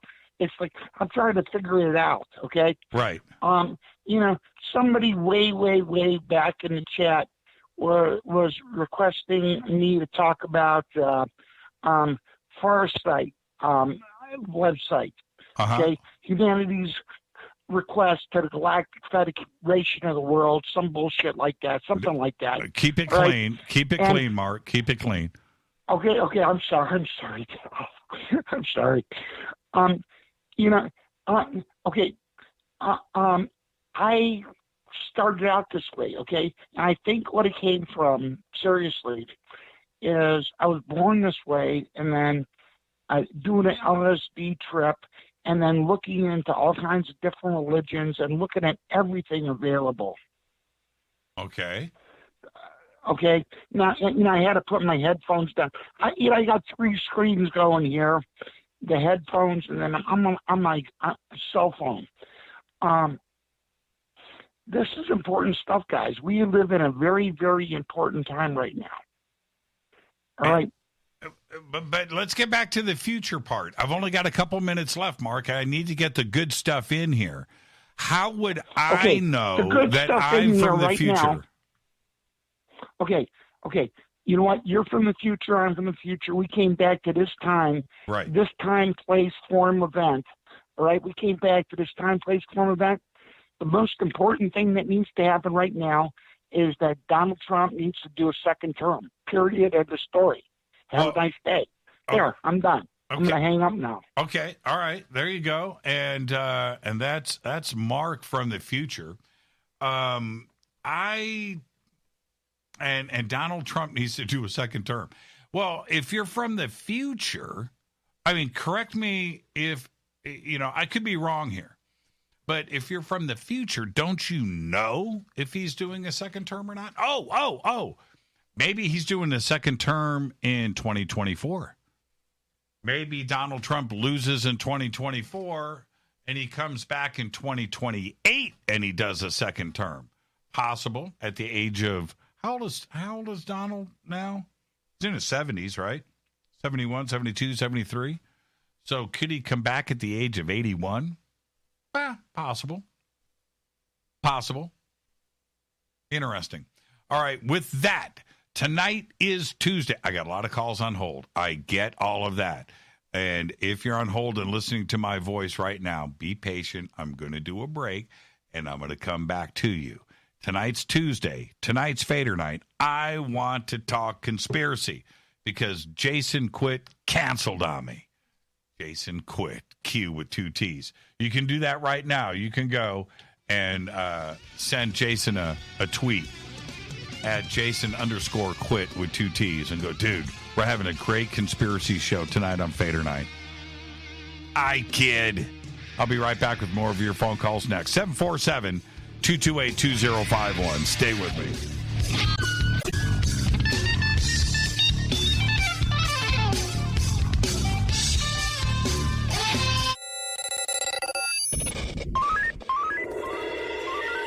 Way out here, we listen to Jimmy Church. You're listening to Fade to Black. Always on the edge of the hottest alternative talk. Jimmy Church with Fade to Black. KGRARadio.com. ¿Qué tal, mis amigos? Yo soy Mario Carson, el tiburón, y los invito para que escuchen a mi buen amigo Jimmy Church Radio. ¡Claro que sí! Do you want to be an official Fadernaut? Of course you do. This is Jimmy Church of Fade to Black. Just go to our membership section at jimmychurchradio.com. Old New England Soap is committed to producing the highest quality organic and goat milk soaps available anywhere. We take pride in using the purest ingredients and avoiding the typical shortcuts used by other soap makers. Because goat milk is what feeds your skin, we have formulated our soap to use the maximum amount of goat milk possible, 38%, more than double any other brand. Not because it's easy, but because our soap is always better. We are proud to offer you what we consider to be truly premium quality handmade soaps. What's more, our soap does not contain GMO ingredients, pesticides, sulfates, dyes, artificial colors, alcohol, or petroleum products. Try our new shampoo bar and pooch soap, and be sure to see all of the great scented Woodwick soy candles that burn soot-free for up to 100 hours. Right now, save 15% on your order and get free shipping on orders over $45. Buy now at oldnesoap.com. That's oldnesoap.com. Not available in stores. oldnesoap.com. So, you love talk radio? Then you'll love TalkStreamLive.com. TalkStream Live is always on, 24/7 with the best streaming talk shows. Find your favorite talkers and discover some new ones. It's free, readily available online or on mobile with any smartphone or tablet. Finding your favorite talk shows all in one place has gotten a whole lot easier. Just go to TalkStreamLive.com. Be sure to download the free apps from Google Play or the iTunes App Store. You listen to us, and we listen to you. And so does the CIA. KGRAradio.com. Telepath is a weekly digital newsletter filled with the latest paranormal news, trending topics, and fresh articles from some of the most popular critical thinkers in the community today. Stay informed on your favorite paranormal podcasts and live streaming talk shows. Interact with the Telepath and upload your paranormal story or pics. It could be featured in an upcoming edition. Sign up right now for the free Telepath newsletter at paranormal.radio. That's paranormal.radio. Including the network you're listening to right now, the Paranormal Radio app, free in Google Play and the iOS App Store. You are listening to Fade to Black with Jimmy Church on the Game Changer Network. Oi, oi, I'm Reese Evans. You're listening to Jimmy Church. This is Revolution. The revolution will not be televised. The revolution is on radio. Ciao.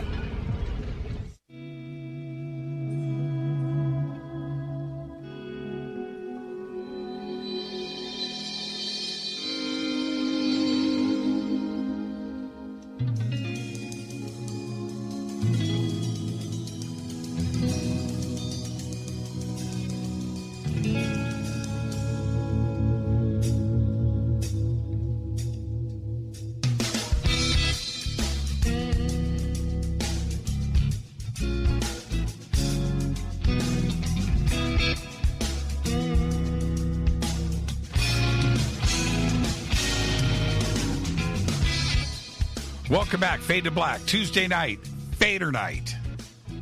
Tuesday night, Fadernight. 747-228-2051.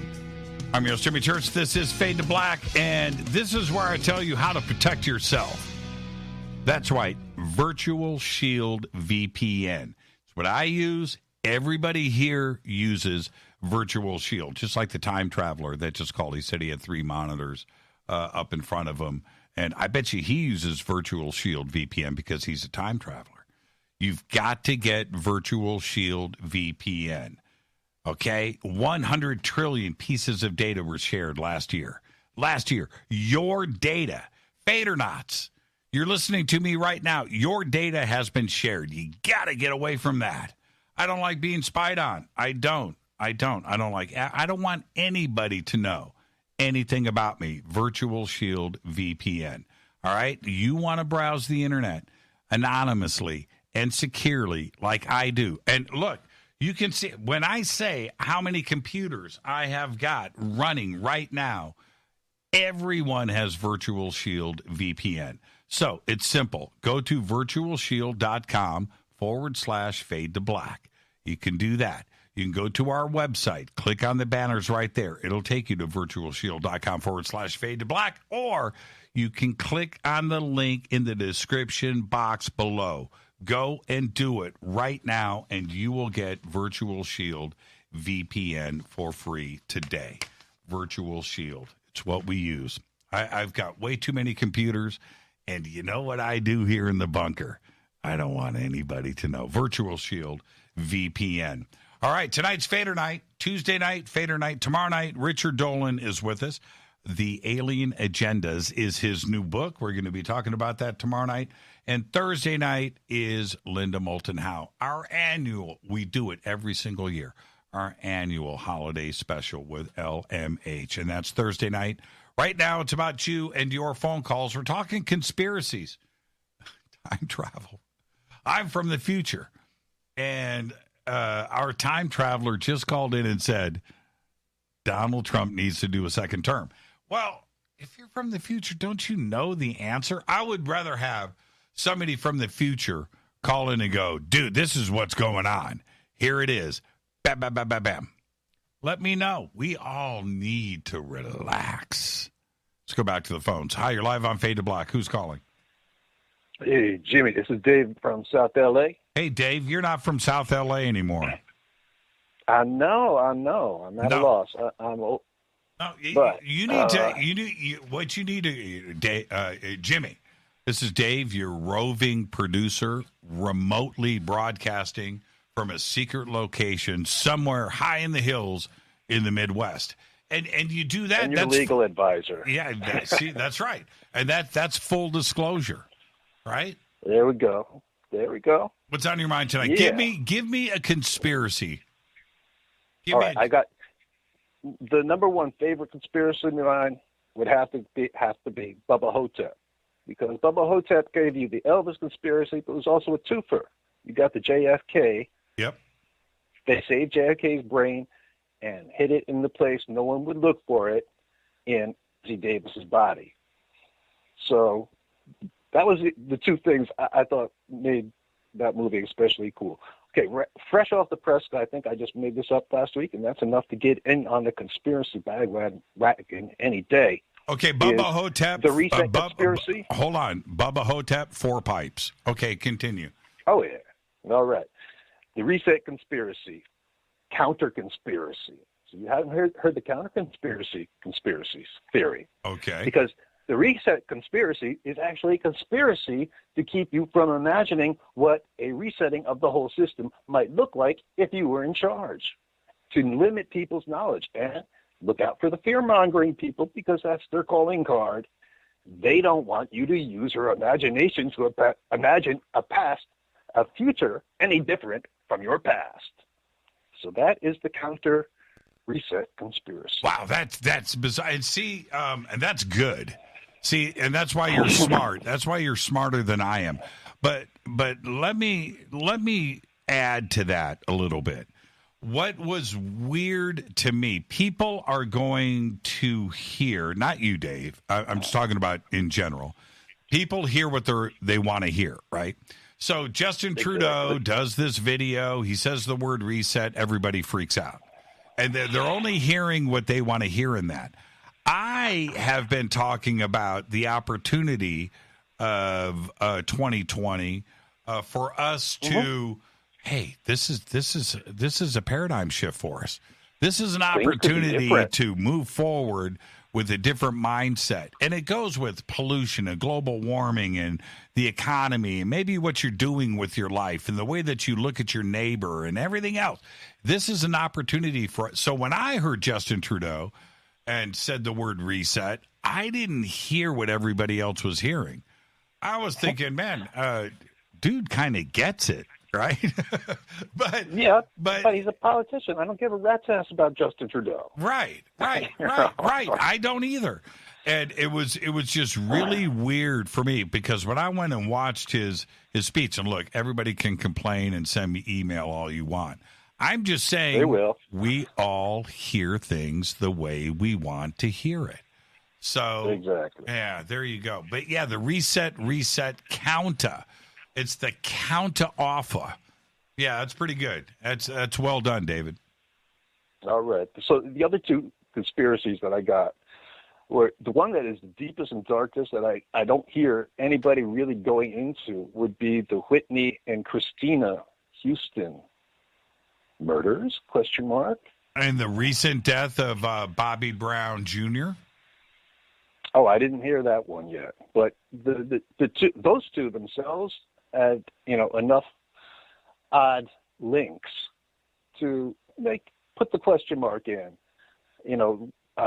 I believe I had read something about soon after Whitney Houston had died that they had called an ambulance for Christina the night before for having drowned in a bathtub. Yeah, I heard that. And then she passes away a year or two later, right, on the same day, right, drowning in a bathtub, right, just like her mom. Right. And her mom, it has always been alleged that she was deep in some sort of ritual, Hollywood Hills type deals.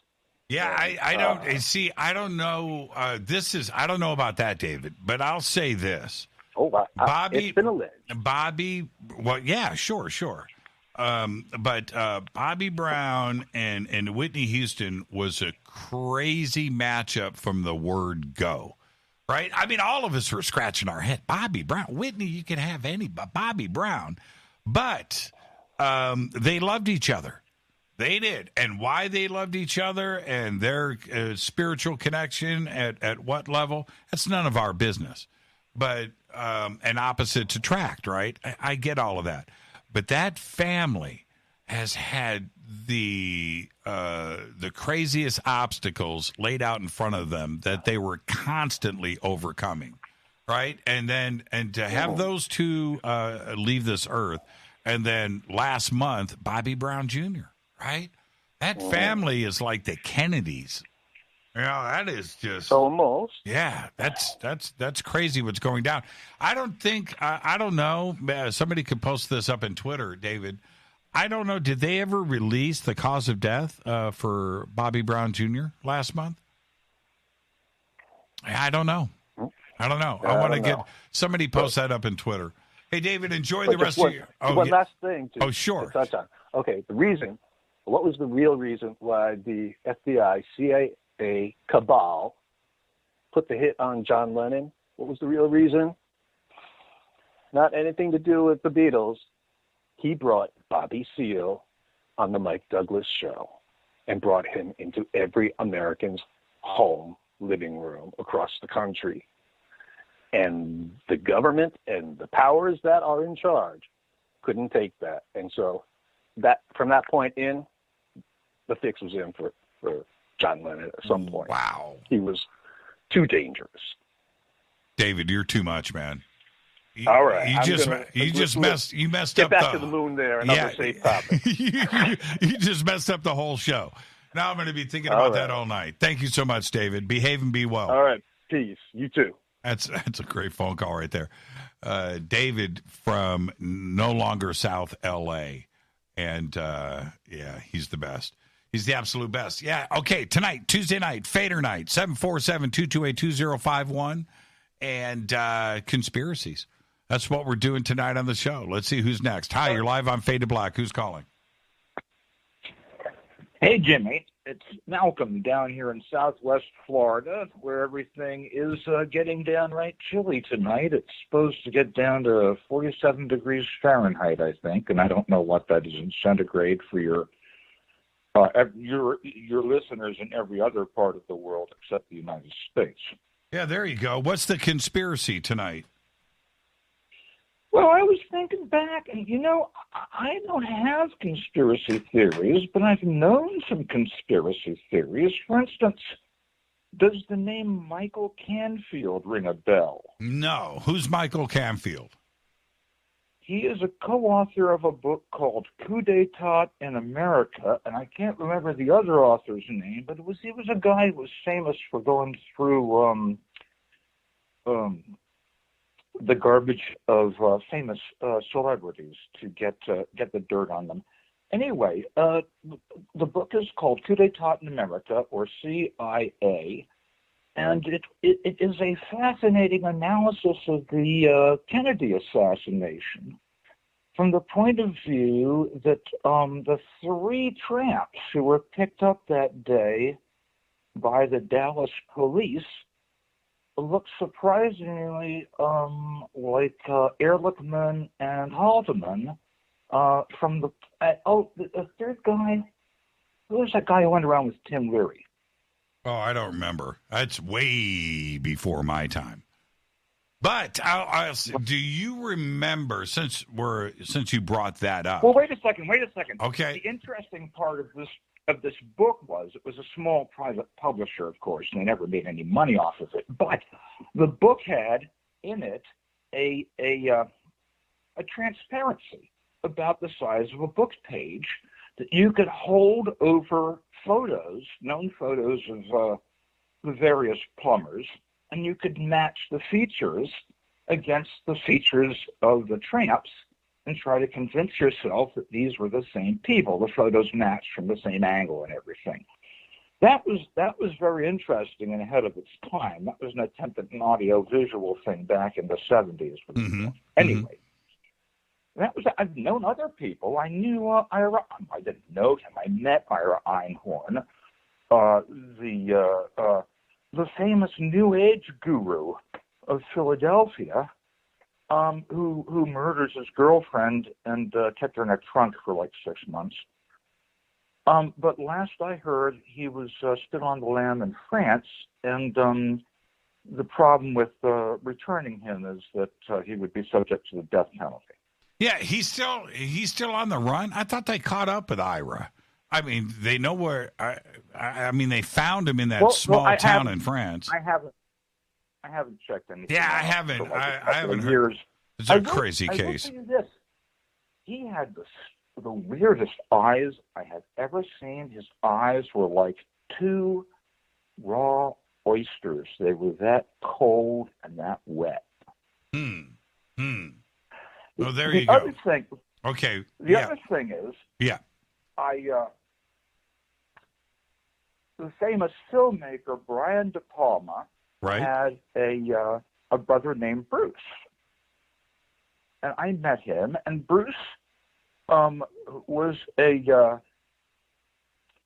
sort of militantly gay anti-gravity physicist who had an anti-gravity machine suspended from his ceiling room. He couldn't demonstrate it to me because he had broken it. It had broken when the gyroscopes inside reached something like 54,000 revolutions per minute. And, he had it in a half-inch steel box, fortunately.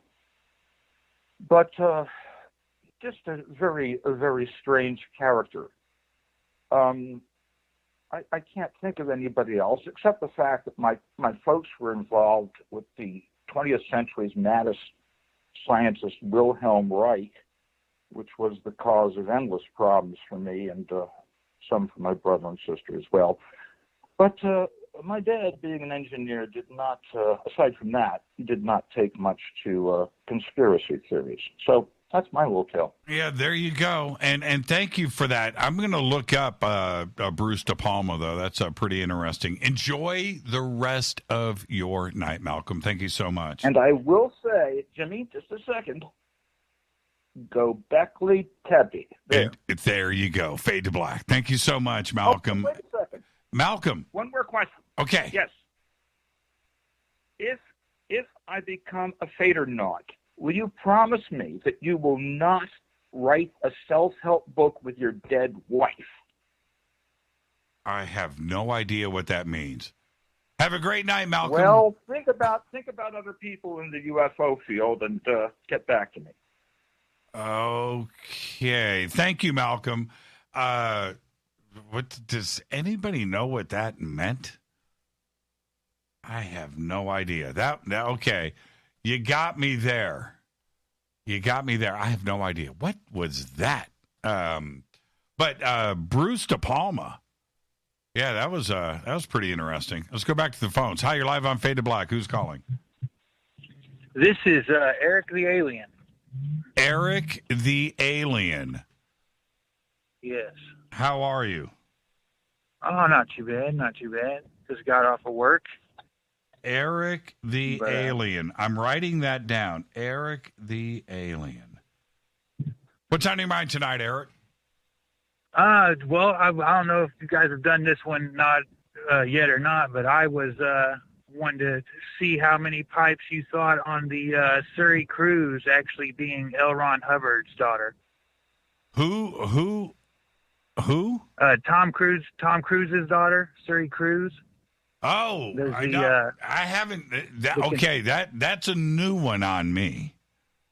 I haven't heard that one. Yeah, there's certain people, I guess, from the Church of Scientology and stuff that have they claim that they used some frozen semen at L. Ron Hubbard. And really, that's possible. It's possible. It's possible. Right, with as much crazy stuff as this goes on with the Church of Scientology. You know, the part, I mean, there's so much about Scientology. In fact, even saying Scientology on the show will get us in trouble, right? But I'll say this. One of the things, I mean, they've got a lot of beliefs that you know, a lot of dogma that they believe is part of the religion. But one of the things that is the craziest, they are waiting for L. Ron to come back. And he's got a couple of houses, mansions, right, that are built empty that are going to be his home when he comes back. And they keep them clean, right? and well manicured lawns because Ron's coming back. Ron's coming back. And they're waiting for that. I mean, they talk about it. It's great. I have not heard about that, about Tom Cruise's daughter. I have not. That sounds like it's worth an investigation. I'll tell you what, though. Oh, definitely. I'll tell you what. Let me just say this. I'm gonna go 3.5 pipes on that. I'm going to go 3.5 pipes. I'm not going to go full 4 pipes, but they have archived.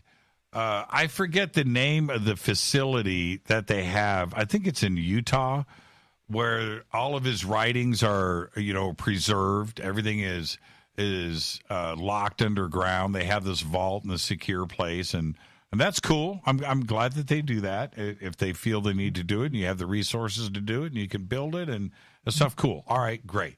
And it's preserved for future generations. Maybe another planet Earth. Okay, all right, great. But if they go to that great lengths, do you think that they've got on ice semen? A sperm bank, an L. Ron sperm bank? Highly possible. I would say, why not? I would, Eric, if you could do it, would you do it? Yeah, you would. Oh, of course. Right?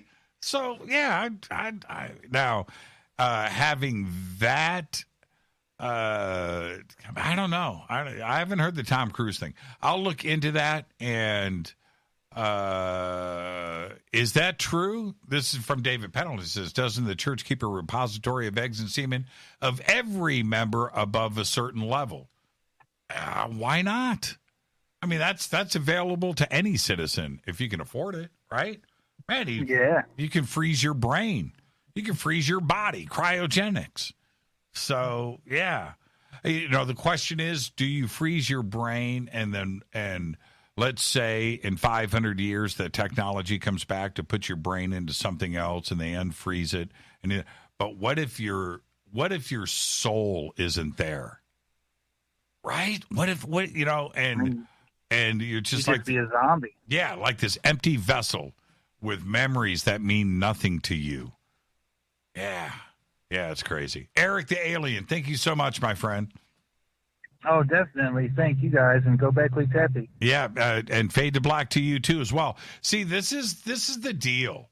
When we go into this kind of zone, is that far-fetched? I'm not so sure that it is. I'm not so sure. I think that's fine. Yeah, I don't think it's a big deal, actually. Hi, you're live on Fade to Black. Who's calling? Hey, hello, it's Julian. It's Jordan? Julian. Julian, how are you tonight? Where are you calling from? I'm calling from Quebec. Oh, Quebec. How are you, man? I'm pretty good, thanks, man. Right on. What's on your mind tonight, Julian? Well, I was thinking about calling you about what I'm thinking about the phenomenon and I don't know. I think I heard you saw something in the sky one time that looked like a beer can. But, right. Yeah, that's another story. But anyways, I think we're kind of different actors, and some kind of a massive game, like not a zoo but a virtual game, and those UFO that we see, because I saw one or two a couple of times, and the way they hack and target some people, it's like they the way they look also, it's like if you ever saw one, like a real one that's standing in the sky, like it's like a camera, like recording us as actors. And sometimes that's why I think we we kind of feel, we don't feel like a normal plane, like you're gonna feel a UFO.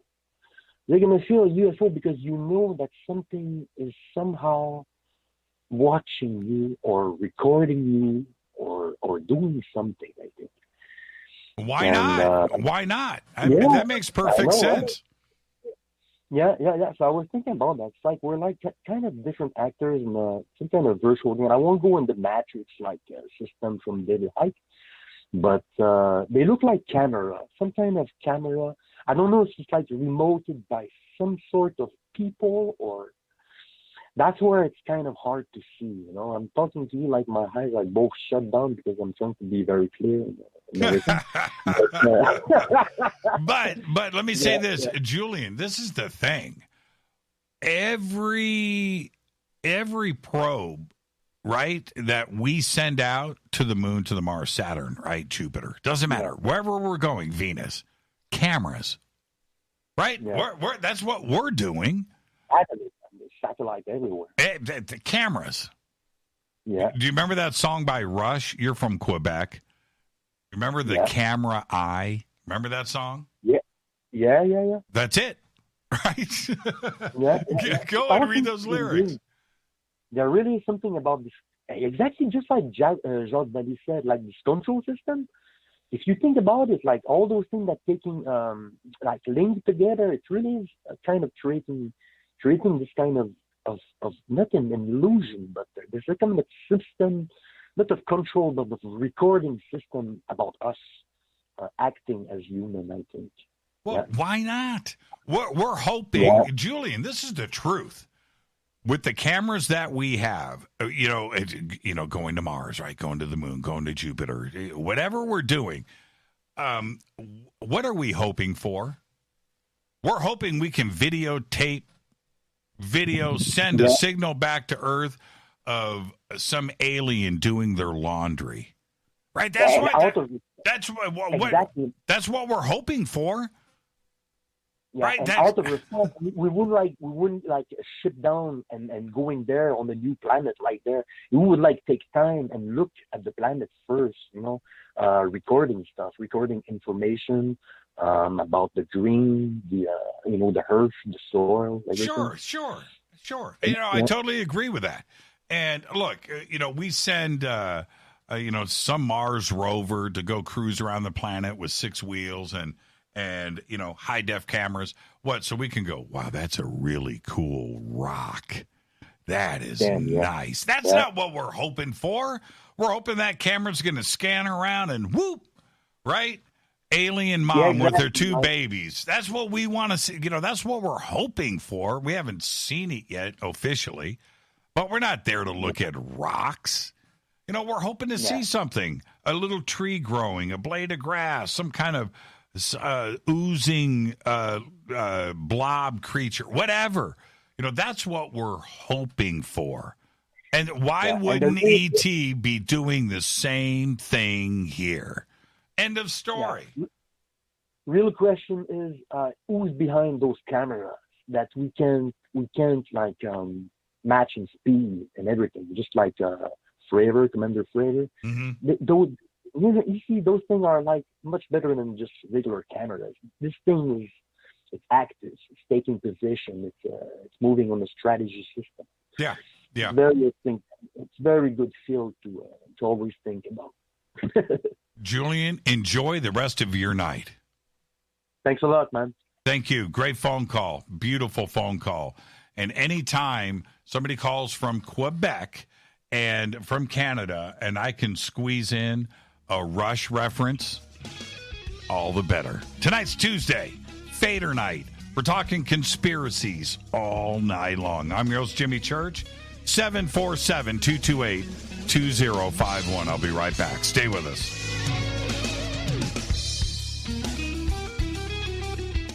Hi, everybody. This is Rob Halford, the Metal Guard on JimmyChurchRadio.com. This is KGRA Digital Broadcasting Station. Salt Lake City, Utah. Van Buren, Arkansas. Why is it we're not very good with our health regimen until it's too late? We don't put oil in the car until the engine blows up. When the body's out of balance, your health is not so good. Give your body some love. Log on to getthetea.com. That's getthetea.com. Try our Life Change Tea, which cleanses you from harmful intruders. A clean colon is one of the ways to bring the body in balance. We also carry organic supplements to help you get where you need to go. So do your body a favor. Log on to getthetea.com. That's getthetea.com. You can even visit our sales page to save some dough. Does anybody call money dough anymore? Anyway, if you're looking for short, helpful health tips, go to YouTube and punch in Health Matters Now. That's Health Matters Now. So, log on to getthetea.com, shop, get balanced, then learn some cool tips at Health Matters Now. You'll be glad you did. That's getthetea.com. Your contact for current news and trending topics. KGRAradio.com. This is Jimmy Church of Fade to Black, and I only drink Fade to Black blend coffee from Rivermoon. Just click on the Rivermoon Coffee banner at jimmychurchradio.com. Promo code F2B Blend. Let's face it, you've always wanted to do a sky watch and see your first UFO. Today, it's easy. Just get your own HP7 3B Cobalt Jimmy Church Edition night vision goggles from Hoffman's Optics. This is the same U.S. military system that I use, featuring a Generation 3 blue phosphor image tube. That's right, it's blue, not black and green. This is the only blue system in the world, and it's waterproof, lightweight, combat-proven, simple to use, and ready to go. Hoffman's Optics helped create night vision sky watches, and now you can see what everyone has been talking about each night from your own backyard. Just call 760-231-9929. That's 760-231-9929. You can click on the banners on our site or visit UFOnightvisiongoggles.com. That's UFOnightvisiongoggles.com. Go back, Lee Tepe. This is the only way forward. This is Fade to Black. Make contact. KGRAradio.com. When you're in the house for longer periods of time, you can see them flying or running across the floor. Ooh, yuck. They're unhealthy, gross, and disgusting. Bugs. I loathe bugs. We keep a clean home, but occasionally bugs show up. Well, I found something that is tougher than bugs. Orange Guard. On contact, it kills hidden bugs, including ants, roaches, and fleas. Plus, Orange Guard is a residual repellent. All of the ingredients of Orange Guard are on the FDA generally recognized as safe list. Orange Guard may be used around food, humans, and pets. It comes with a 30-day money-back guarantee. Orange Guard. Available at orangeguard.com, Whole Foods, and Ace Hardware. Telepath is a weekly digital newsletter filled with the latest paranormal news, trending topics, and fresh articles from some of the most popular critical thinkers in the community today. Stay informed on your favorite paranormal podcasts and live streaming talk shows. Interact with the Telepath and upload your paranormal story or pics. It could be featured in an upcoming edition. Sign up right now for the free Telepath newsletter at paranormal.radio. That's paranormal.radio.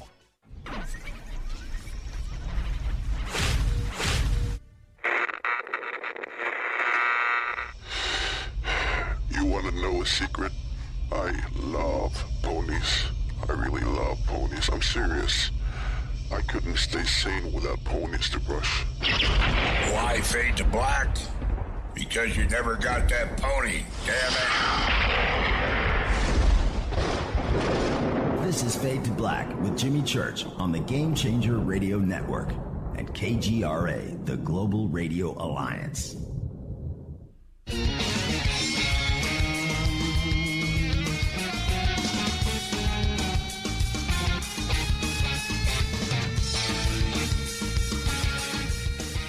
Welcome back. Fade to Black. Tuesday night, Fader Night. Open lines all night long. Uncensored, unscreened. Right? Everything. 747-228-2051. If you are on hold, stay right there. Got 2 segments left. 747-228-2051. Tonight, we're talking conspiracies. And it's very interesting, the comments going down on Twitter about me forgetting, not remembering, I should say, or forgetting, my first UFO sighting. And I'm serious. Javier sitting there telling us over and over again, dude, you got to remember. And I just sat there and tried. He knew all the details. I don't remember it. I don't. I didn't get a chance to talk to others that were there. Bill and Rocky, and I think Alan Shaw was there too as well. I haven't spoken to them, but John and Javier were there. They remembered the whole thing, and how animated I was. I didn't remember it. But there was, the sighting that I had, the black triangle that I got the photograph of that I took up in Monterey. I was with one of our friends. This is 4 or 5 years ago, and that was there, right? And I go, dude, do you remember? And he's like, dude, what are you talking about? Remember the black dot that was going across the sky, and we were taking pictures in the water. And I had the pictures. I remember that. But the black thing no, he didn't. This is a good friend of mine too as well. And I couldn't pressure him. I didn't want him to go, yeah. No, he didn't remember it either. Yeah, there you go. All right. Eric the alien said he got 3.5 pipes. He's happy. Yeah, Eric, that was a good phone call. Hi, you're live on Fade to Black. Who's calling? Hey, Jimmy, it's Carrie in Palm Springs. How you doing? Carrie in Palm Springs. No way. Yes, sir. How are you? Yep. I'm awesome, thanks. I'm hanging in there. What's on your mind? What's your conspiracy? The Serpo Project. What are your thoughts? How would you rate the Serpo Project? It depends on how you want to hit me with it. I'll say this. Okay. Serpo, okay, this may not be what you want to hear, okay? But yeah. Serpo being a CIA mind control disinfo project to mess with people, 4 pipes, all in on that.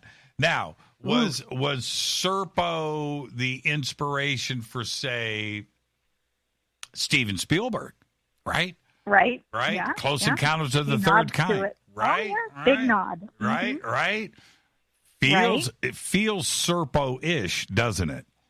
It does, especially at the end when the craft lands. And, that's it. Yeah. Yeah. But does that mean was Serpo real? Now that's a whole nother pipe rating. Was Serpo real? I'm gonna go 1 pipe. Ooh. Yeah. Man. Yeah. Carrie, did I bum you out? A little, yeah, because, I like the idea of the Serpo Project. Oh, it's a real. great story. I've talked about this so much, Carrie, and I read every word when the Serpo website was up, and all it was getting updated, and you just hurry up and sign in and get home from work and what's new on Serpo, right? And I read I read every single documents. Well, yeah. I mean, there's a lot of data. And you had Falcon and Snowman and all the different it was crazy. And the rumor that it was the head of the CIA was actually behind it. And Richard Doty, he's involved, and of course he's a disinfo agent. And the other characters who shall remain nameless because they're out there today, part of the UFO community, that were involved with it too as well. It's just like, man, I don't know. Maybe, just maybe, it was. I'm feeling pretty confident That it was disinformation that was put out there. Really? Was some of it actual and real? I don't know. Was it something created by the CIA? Project Mockingbird kind of thing. I 4 pipes. Was it kind of like, look at this shiny object over here, and kind of a diversion to kind of, make everybody look that direction while the real stuff is going on in the background or the forefront?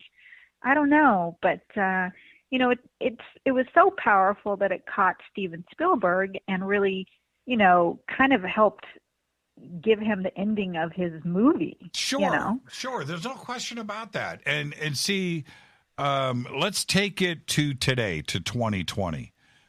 If Serpo was real, I'm talking about a real program, real event, real planet, real exchange, that it would be alive and well today. That website would be live, the things and all of the data coming in, and it will be right there, front and center. But it's not. It died on the vine because it served its purpose and just went away. And look, I've got friends out there that'll go, man, Serpo was real.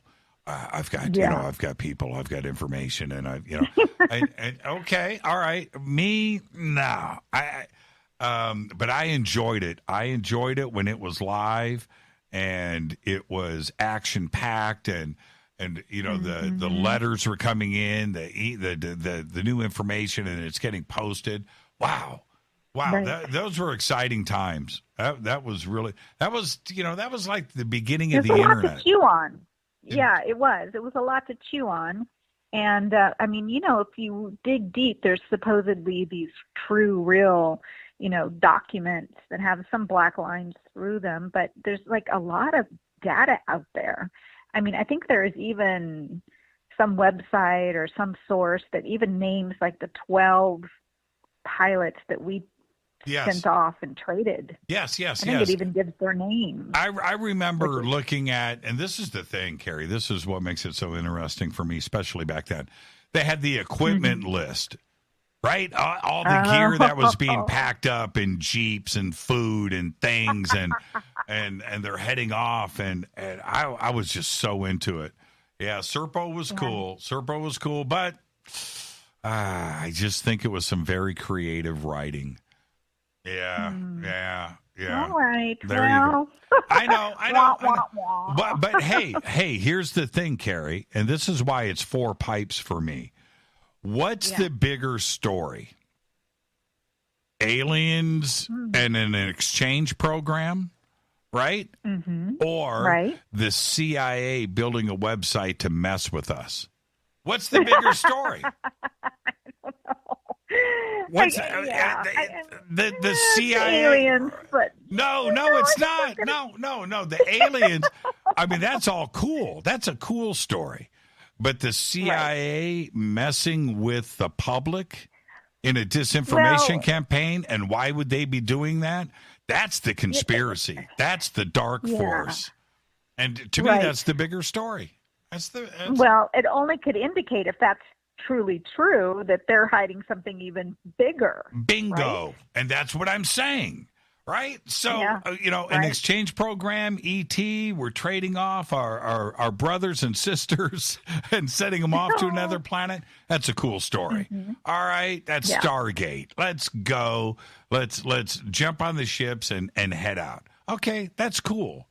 The dark story is the CIA has built this website to hide, right? To deflect off of the real. That's sinister. That's darkness. And that's 4 pipes. And it's like, what are you trying to divert us from, that's the big story. That's the how big big story. Can it be? That's what I'm talking about. And that's why you're the best, Carrie. Thank you so much. You're the best. Thanks, Jimmy. Go Beckley Teppy, all right? And fade to black. Enjoy your night. Thank you so much. I'm serious about that. If you really dig deep, what is the bigger story?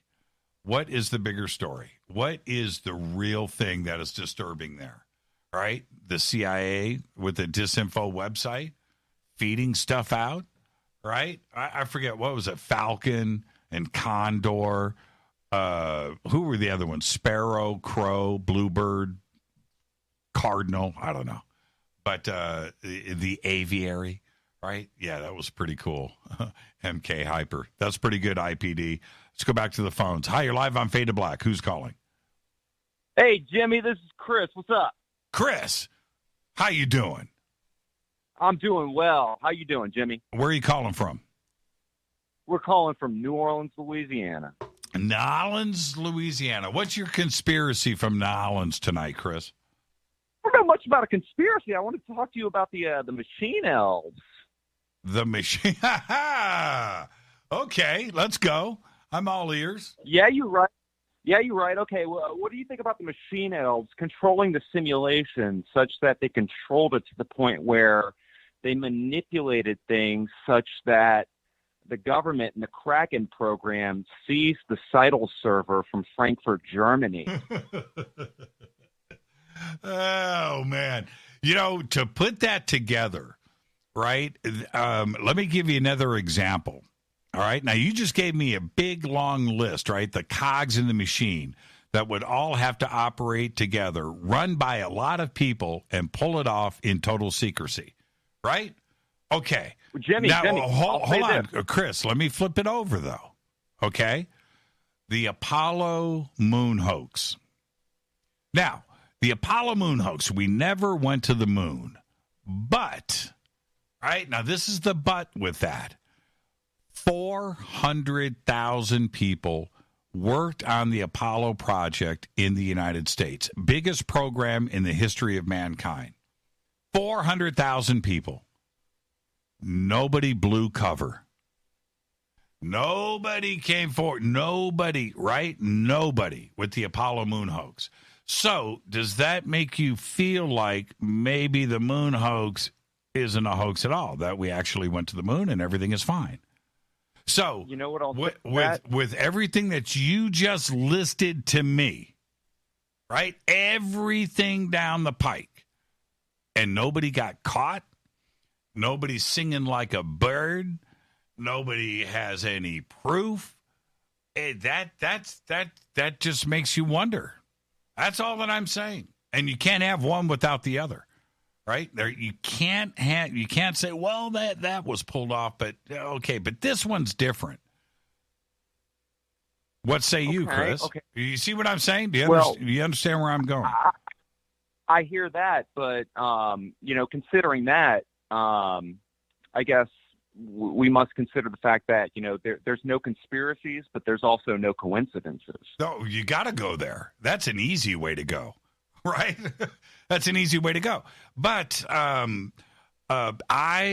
love a good conspiracy. And it's sport. So you lay out, you know what I mean? You lay out the conspiracy. Now let's go and research it and investigate. Because what you want with a good conspiracy is you want one grain of fact. One grain. Right now, one of the best examples I can give to you is 9/11. Right now, what happened? Well, okay, some buildings fell. We have the Pentagon. We have the crashed airliner in Pennsylvania. I think it was Pennsylvania. But what is the grain of truth there?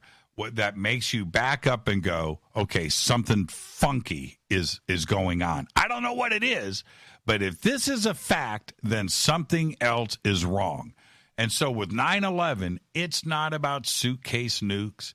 It's not about a demolition. It's not about holographic airplanes. It's not about doctored news things. It's not about any of that.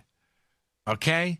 What raises all of the red flags is that when all of the flights were grounded in the United States and salesmen and salespeople were stuck in Wichita and couldn't get home, right? Everybody is grounded. Nothing in the skies but F-16s, okay? The only plane that was flying in the United States was a private jet with the bin Laden family allowed to escape to Saudi Arabia. We didn't know bin Laden was involved at that time, officially. We didn't know about that. We didn't know who the hijackers were. We didn't know. All I know is that 24 hours a day, we had emergency crews sifting through the rubble in Manhattan, and we're watching that, and we're trying to figure it out, and the country is just in mourning and in shock, and all the flights are grounded except for one. Now, somebody explain that to me, which says to me that the government knew in advance. That's it. That's it. They knew. They knew who did it. They knew the family that was involved, and they got them out of the United States and allowed them safe passage back to Saudi Arabia. That is a conspiracy. So when we're talking about everything that you just laid out right now, you need one grain of fact. That's what you need. Other than that, it's just a story. Right? And coincidences, okay. But you need that one grain. Right? Now, I'm not talking about holographic planes. I'm not talking about that. I'm not talking about suitcase nukes. I'm talking about that. I'm not talking about controlled demolitions. Bring it down. I'm not talking about that. You know what I mean? Oh, pull it. That was it. You remember that? Pull it. Well, but that's not enough. But the bin Ladens on a plane flying out of the United States when your relatives are stuck on the ground, right? Nobody else could fly. Nothing in the air but our National Guard and the Air Force. But a bin Laden private plane flying to Saudi Arabia? That right there is the red flag. Yeah. Well, I mean, when you consider right now, what I guess we would call the totality of the circumstances. You look at the General Flynn case. You connect that with Sidney Powell, the releasing of the Kraken, Judge Sullivan, the fact that he refused to enter a nolla prosequa, the fact that he just got pardoned and the gag order got lifted, the fact that he was just allowed to speak and he spoke his mind, right, and released the fact that we actually have the Kraken that was released as a military team that seized the servers over there. All of these things come together and they really reveal something deeper. I really truly believe it is a schism between different factions in the government that are ultimately fighting an internal civil war. Right. See, and this is what I was talking about earlier today, and was talking about yesterday, and that's the rabbit hole. So, part of the majority of a conspiracy is going down that rabbit hole, accepting an alternative universe, right? An alternative world, and going down that rabbit hole and seeing what you can find and putting the pieces together, right? But at one point, have you gone too far? And does it start to alter the reality that is around you? And are you willing to step back off of that and say, this is interesting, let's see where this goes?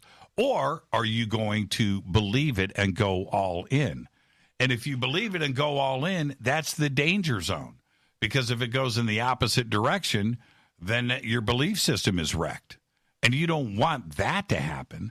So I think it's always best with the conspiracy, just stay one step away from it and wait. You need to wait it out. You need to wait it out. Things have to come to the surface. You need a fact, right? You need a fact. You need something to grab hold of, and then you can continue. But until then, stay in the safe zone. That's all. Protect yourself. Protect your sanity. Right? That's where you want to go with this. Yeah, you're right. Well, I mean, if you consider the fact, I mean, this is where gaslighting plays into it. There's a lot of gaslighting coming on, a lot of projection, a lot of, jumping to conclusions without actually laying out all of the different facts. And a lot of people not even willing to consider facts or evidence. Well, right now, but that's the thing, and this is where I'm with you, Chris, all right? Facts and evidence. That right there, you can say whatever you want to say, right? You can say whatever, but facts and evidence. Facts and evidence. Present that, lay it out, and get it to those that matter, whether it's a court or whether it's the authorities. If I had facts or evidence like this right now, I mean, the real stuff, I'm hanging out with Homeland Security. I'm making those phone calls. I'm calling the FBI. I'm giving them that stuff. That's half the battle right here, because I'm talking about internal schisms between different factions in the government, the FBI, the CIA, and different military factions. Right. Therein lies the schism between the Kraken, different aspects of the Army, right? And but you the can't, CIA, the DIA, right? But the you DOJ. can't, right? Chris, listen, you can't get stuck in those circles, the circles of excuses. You can't do that. I mean, what are you going to do? You're going to have your own court? You're going to have your own official investigation and create your own agency? No. So you can't get stuck in those circles, and you can't point fingers, and you can't blame, because those are excuses. And if you're going to go in those excuses and go in that circle, it's going to go nowhere. And that includes with yourself. You just can't do that. I have seen this over and over again in the UFO game, where the reason why is because this agency is covering up for this agency over here, and we can't bring the truth out because this witness can't say, and the fact and the evidence is hidden and it's over here, and the reason why disclosure didn't happen today is because this is going on with this later, and we're going to do it in 2025 because it's a circle argument, and you're not going to get out of it. And the only way to avoid a circle argument is not be involved in it. That's it. Back up and just wait. And if something pops, if something goes, then you've got something to go on, and you can go into a direction. Look, if I had evidence of any conspiracy, but if I had evidence right now, I mean evidence. Right? I got hard drives. I got USB drives. I've got data streams. I've got IP addresses. This is what happened. You bring that out. That's it. Don't talk about it, because that's just yapping of the jaws, and you get stuck in that circle argument. So, Chris, I'm all for a good conspiracy. Like I said earlier tonight, and I mean this, 10 years from now, there could be a radio talk show host that's talking about conspiracies that turned out to be true, and this is one of them, right? That's it. Let's see how it plays out, and all you can do is wait. And if you hear of anything, let me know. Chris, enjoy your night, man, and I'll see you tomorrow with Richard Dolan. Likewise, brother.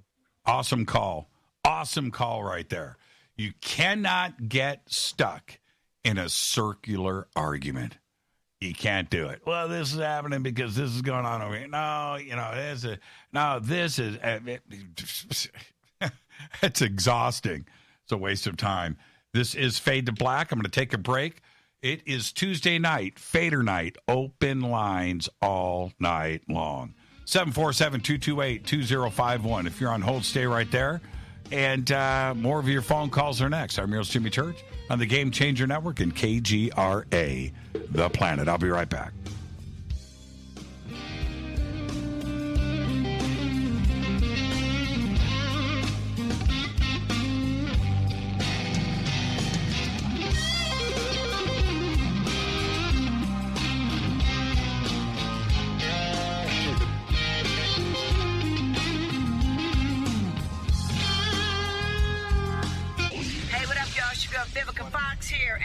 Listening to my boy, Jimmy Church, on JimmyChurchRadio.com. Despite popular opinion, reading a book will not make you smarter. But listening to Jimmy Church will. This is Jimmy Church of Fade to Black, and I take Life Change Tea supplements every single day. It's what I do. Click on their banner at JimmyChurchRadio.com. When you take the beans from Central America with dashes of Indonesian and African mixed in and then roast it to the dark side of Fade to Black, you create the ultimate brew of fringe. Introducing the Fade to Black blend from Rivermoon Coffee. Yes, Rivermoon's darkest customized roast was created for the love of Fade to Black. The alchemy of masterful roasting and smoking the beans is in every sip of this full-bodied, dark Java. I need my coffee dark, deep, with distinct bittersweet chocolate highlights, just like the bunker. Leaning further into the darkness of the roast is Fade to Black blend from Rivermoon Coffee. Just click on the banner at jimmychurchradio.com and use the promo code F2BBLEND for 15% off of your order today. Go Beckley Teppy. Hello, my name is Billy Carson, and I am a best-selling author and the founder of ForbiddenKnowledge.tv. Together with my team, we have built an all-new conscious streaming TV platform designed with every family member in mind. If you have ever wanted to travel the world and attend lectures and workshops from your favorite speakers but weren't able to, look no further. ForbiddenKnowledge.tv. There are dozens of workshops and lectures from speakers you know and love.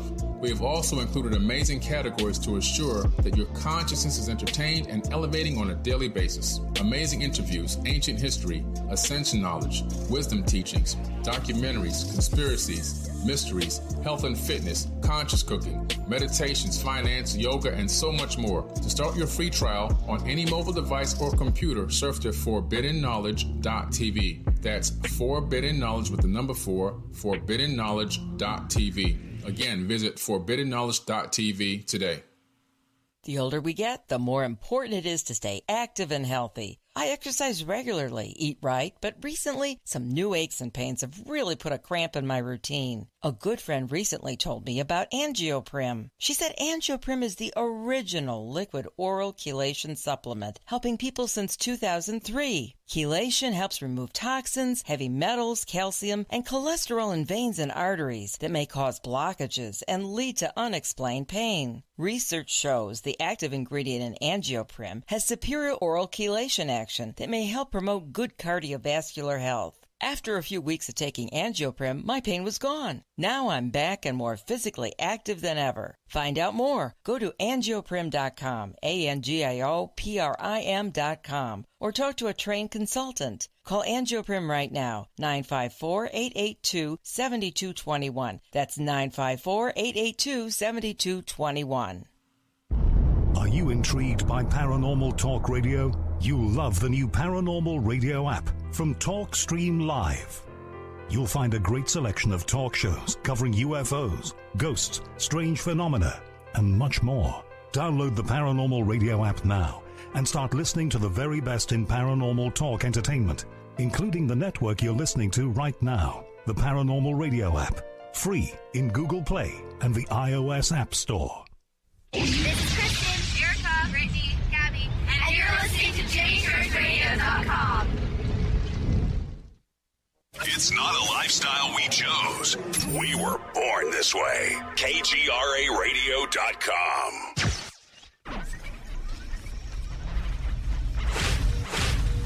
This is KJCR at JimmyChurchRadio.com.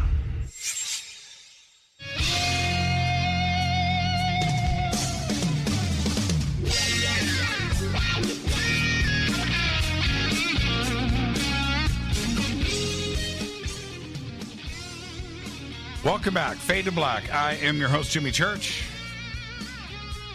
Your ears are not deceiving you. It is Tuesday night, Fadernight. Open lines, 747-228-2051. One segment left, and, the circular argument is a bizarre thing. And I'm going to state this. Okay? Listen to me. If I had evidence of a UFO crash, piece of a flying saucer, seat, dashboard, something, not some piece of melted metal. Nobody cares about that. Metamaterials, whatever. Don't care. But if I had a piece, helmet, uniform, something, right? I'm going public. I'm having a press conference. I'm calling everybody. I'm going live on Facebook, YouTube, everything else. I'm going live. I'm documenting this. Here is a piece of flying. This is it right here. Boom. I don't want to hear the argument. No, man, we can't disclose it. We can't do a press conference because it's in a secret location and there's the people that are involved. You know what? Then you don't have the evidence. Don't hand me that crap. You don't have the evidence. And it goes with everything else. If you're not bringing forth the evidence that you say that you have, then you don't have it. Right now, this critical time, bring it. Everything else is just bring it. We need it. We need it for the health and mind of this country and the world that is watching this. Bring it. You know, and it goes right back. It's a circular argument. I'm not into that. If you're not willing to go public with your evidence of UFOs and crash retrievals and everything else, and you're not going public, then you don't have the evidence. Quote me. Let's go back to the phones. Hi, you're live on Fade to Black. Who's calling? Scott Garrett over here in Big Island. That's why I said my last name, but I'm ashamed of it either. Oh, where are you calling from? Let me take you off speaker for a second. I'm over on the Big Island. You're in Hawaii. Correct, Mundo. You're one of your favorite places, my friend. Yeah, right on. So glad. How you doing tonight? What's going on over there? Well, surprisingly, we are looking at the beautiful stars. Okay, we're waiting for the next flood, and that's a different subject, but it is fabulous. There's about 100,000 people on the south end of this rock that cannot get any radio signal at all. Really? Really. And why? There's no radio tower on the entire south end of the island. Nothing. Oh man. We barely get like a cell phone signal. Wow. But you got through to me. That's pretty amazing. So dude, I've been waiting. I've been talking or waiting for you to answer my call for like since you talked about VPN a while ago. Well, it's a busy, every Fadernight, Garrett, every Fadernight is crazy on the phones, and it's part of the fun of doing this show is I get to juggle all of this madness. But you got through. What's on your mind tonight? Well, you obviously you've got a lot of conspiracies on your line, right? Mm-hmm. It's pretty good. There's the JFK one. There's the other, all those other people. But what about the flood? Which one? Which one? Well, okay, which one do you want to talk about? The one that's coming that they keep talking about, but not like, we're sitting out here in the middle of the Pacific Ocean, thinking this place is going to flood out, right? Right. Okay, the ice caps are supposedly, they are melting, Yep. And the last time there was a flood, right? The big flood. Could you imagine all the water that flooded out the planet and raised the sea levels? Like, what is it? Where 500 feet. Yeah. Yeah, like about that much. It's 5, 6. Something in there. But we're wondering. I mean, I have a whale sitting in my lava field up here at about 1,200 feet when it got washed up and it got flooded with lava, right? Yeah. And so it's unbelievable. Well, that was a big flood. Yeah. The thing is, here in Southern California, we have all these beautiful beaches, right? And every time I'm standing in the sand, I look to the Pacific Ocean, right? And then I look in the other direction towards Los Angeles. You're looking at Santa Monica, Marina del Rey, and everything, Venice Beach, and I'm imagining that underneath 500 feet of water, right? And how far inland that would go. And at one point it was like that, and it blows my mind. And for you out there in Hawaii, or think about Florida. Florida's low. New Orleans, right? That's low. And the sea level rises. That's bad news, man. Florida's gone. Exactly. Yeah. Exactly. Now, the thing is, the last time that we had a big flood happens to be close to about the same time. And I know you bought the Göbekli Tepe and all that, right? But the dates of that was kind of like right around the time that the big flood happened, right? Mm-hmm. Which explains why there's no, evidence left, right? And we've seen 500 feet. There was a lot of people back then that was living at that level, right? And they all got washed out. Yeah, unless you were up LA in right now. Right. Unless you were up in the mountains. See, this is the thing, Garrett. You bring up a great point. Most people don't put this Jimmy, in their I really brain. appreciate talking to you. What's that? I said I really appreciate talking to you. No, There's not very many people that listen. Well, see, this is the thing, and thank you for that. Here in North America, all right, now think about Hawaii for a second, and then think about North America, and from Indianapolis, right, halfway across the United States, and all the way up past Canada, that was a mile or 2 miles of ice 15,000 years ago, the last ice age. That's right. And 2 miles thick, right? Manhattan. Imagine Manhattan, right? Manhattan with 2 miles of ice above it. And it melted. And when it melted fast. And think about the rushing water coming off the top of ice, 2 miles high. Just the Grand Canyon. Frigging melting, right? And all of the oceans rose, and they rose quickly. And yes, how they did. Yep, and how much flooding? Just imagine. So, is this the flood myth that is in the Bible? Right? Is this the flood myth that they talk about in Egypt? Is this the flood myth that virtually every civilization has got their story? I'm not talking about that. What I'm stating here, Garrett, is that the possibility of this happening today is real. The same thing, right? Where we lose everything in Greenland. Right, we lose everything in the Arctic in the north and in Antarctica. We've got issues, man. We've got real issues. Real issues. You want to talk about issues? You want to talk about issues? You should talk to my mom. She knows all about this.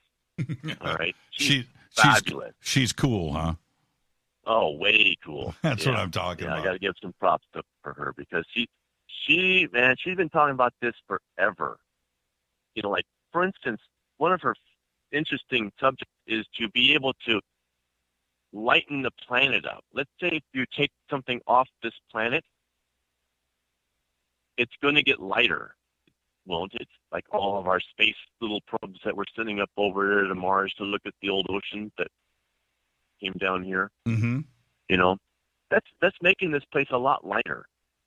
And so, if we're lighter, the gravitational pull of circumference, right?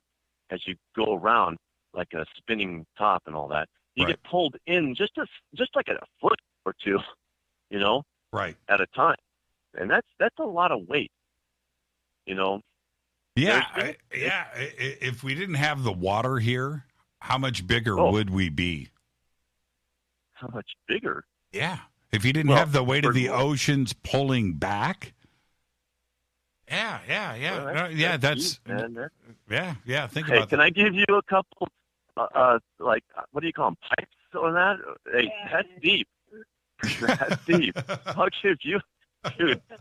Yeah, a couple on that. That's good. I like that.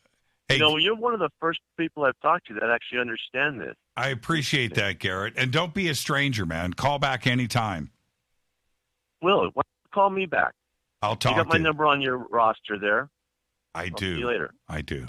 Garrett, give enjoy my best. the rest of your show. We're having the rest of our barbecue. It's wonderful. We'll see you. Good night. Give my best to your mom. I'll talk to you. Bye, Mom. That was Amy. Oh, bye, Amy. Give my best to your mom. Hi, doll. Aloha, darling. Aloha. You guys go have fun.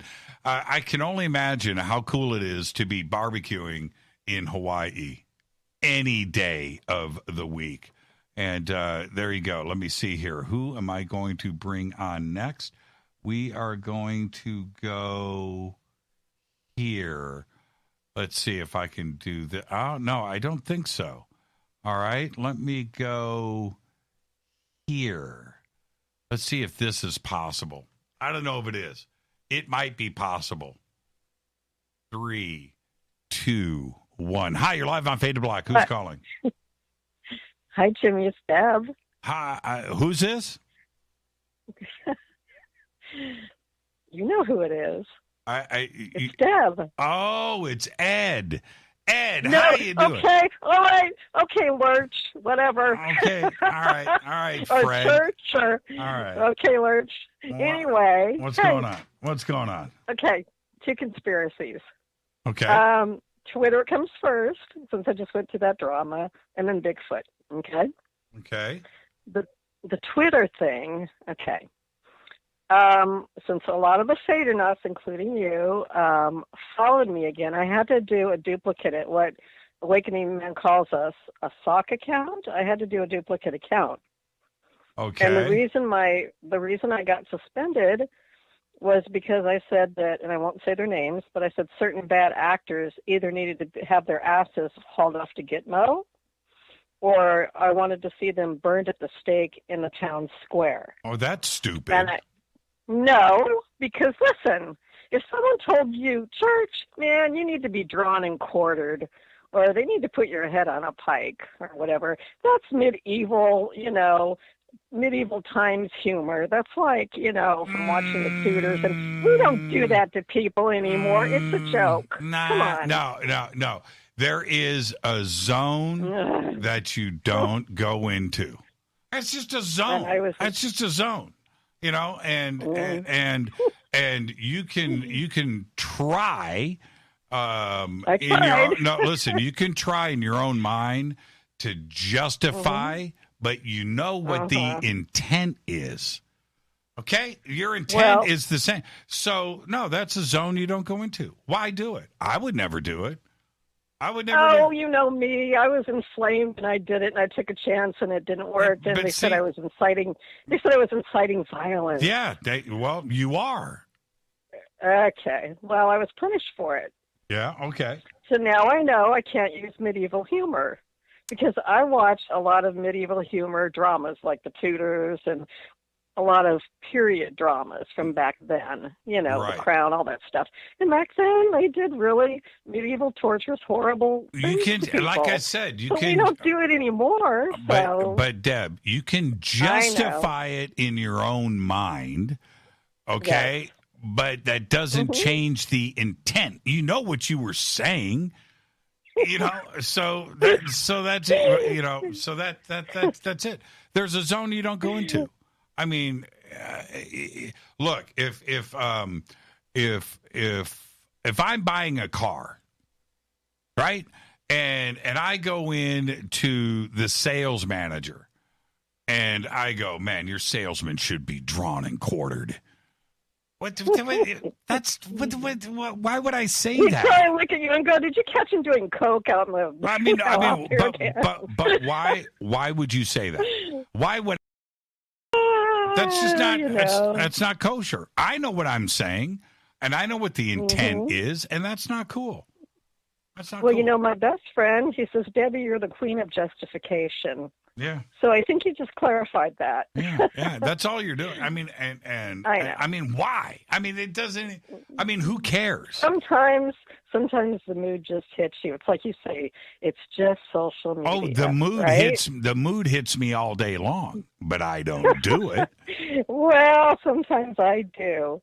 But my Twitter conspiracy is, I think they can tell by all the people on Twitter where you lean, what your opinions are, and this is how they section us off into groups.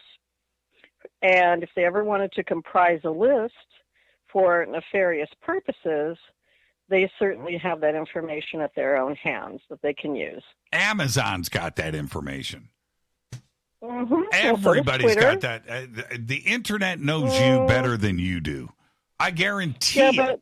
But the social media platforms can gather your personal information. They know I mean, you I better.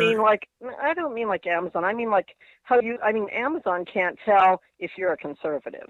Let me tell you something. They can't tell that. Okay. Let me get you really uncomfortable right now. That won't happen. But The internet knows you better than any of your family members or any of your friends, anybody, because they know what you searched. They know that the thing that you clicked on, the thing that you're shopping for, the thing that you did all by yourself and nobody knows about, everybody knows about but your family and your friends. And it could be a medical condition, right? Maybe you've got some crazy little spot on your body and you're like, man, what is that? I better Google that. I'm going to go and search. I need to find out what this is. But your family doesn't know. Nobody else knows, but the internet does. And so do the insurance companies now. And so does everybody else. They know you better than any family member. And that's a fact. So that crazy little thing that you were shopping for, that you were going to have shipped to your house that nobody knows about but Deb and Sack, that thing, your family doesn't know about it. Your family doesn't know about that, Deb. Your family doesn't know about that secret package that came in the brown wrap. They don't know. But the internet does. Thomas Kincaid. Okay. But the internet does. So you just made my point. Yeah, I know. They have all our information for whatever nefarious purposes. If they choose to use it for something nefarious, then we're screwed. So that's my internet or my Twitter. But Twitter in particular just has me pissed off, so I'm using them. Now, the other thing was Bigfoot. And around the holidays, I get to see some of my cousins that I don't always get to see. And one of them is married to a fire captain. And I've mentioned him to you before. And I always, pry and kind of try to dig information out of him about Bigfoot. Because in the past, he's mentioned to me that he thinks they're real. Someday, he can't say much about it. Someday, maybe in 10 years, we'll be able to openly talk about it, but not yet. And that was the most I could ever get out of him. So over the weekend, we saw him because we had a late Thanksgiving with that part of the family.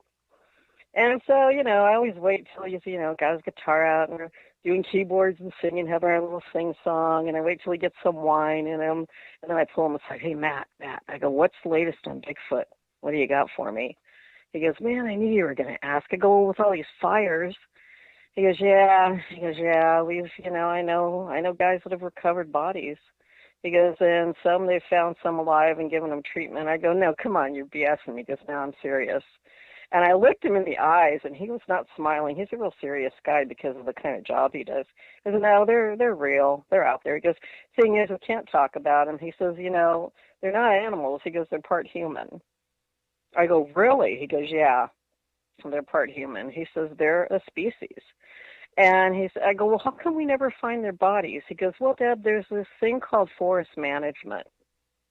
And it isn't just used to clean up dead leaves and branches. It's used for a lot of things. And there's also a silent code in the Forestry Service. And, they know better than anyone what's going on. He says, I personally think they live underground or in caves. And he says that's why, they're always out of sight. I go, what do you think about portals or other dimensions and them disappearing? He goes, I don't know about that. He goes, that's too out there for me. But yeah, I definitely believe they exist, and I know they do. He goes, but we still can't talk about it. Stuff will be leaked out, and they can. But he says he goes, and you know what? Don't ever use my name. But wait, goes, okay, I begged him. I go, come on, you got to call into my show. You got to. And he goes, no, I can't. He goes, I shouldn't even be telling you this. And he wouldn't have, but I had about 3 glasses of wine. He was feeling real happy, so. Yeah, I waited for the right moment, and then I struck. Well, okay, so the next time you talk to him, this is my question. You need to go, okay, so you guys find a body. It's burnt. It's dead in a forest fire. What number do you call? No, they haul it away. They take it. They got to call somebody. What? Do they just take it to the fire station and put it on ice? Do they put it in a body bag? Do they just call the coroner's office? No. They're calling somebody. Who does he call? Well, they take it somewhere, but he didn't say where. That's my question, Deb. Okay. Well, so so they throw it in the back of the truck, right? The fire engine. They got it zipped up in a bag, I'm assuming. Oh, so does that mean the fire department, the forest fire, are they out there with body bags? What do they do? Do they just take wow. Yeah, you need to ask him. I mean, that's I will. I get a little bit more every time. I get a little bit more. I keep digging, and I will. I'll eventually get more. I mean, but that's all I got for now. That's all I could get from them. I mean, the statement, we just take them with us. What do you mean you just take them? Who carries it? What, like 6 of you guys are carrying the 600-pound body, for 5 miles through burning tundra, and you get back to the fire camp, and you guys are carrying this fried corpse out, and nobody's talking about it. What do? Who are you calling?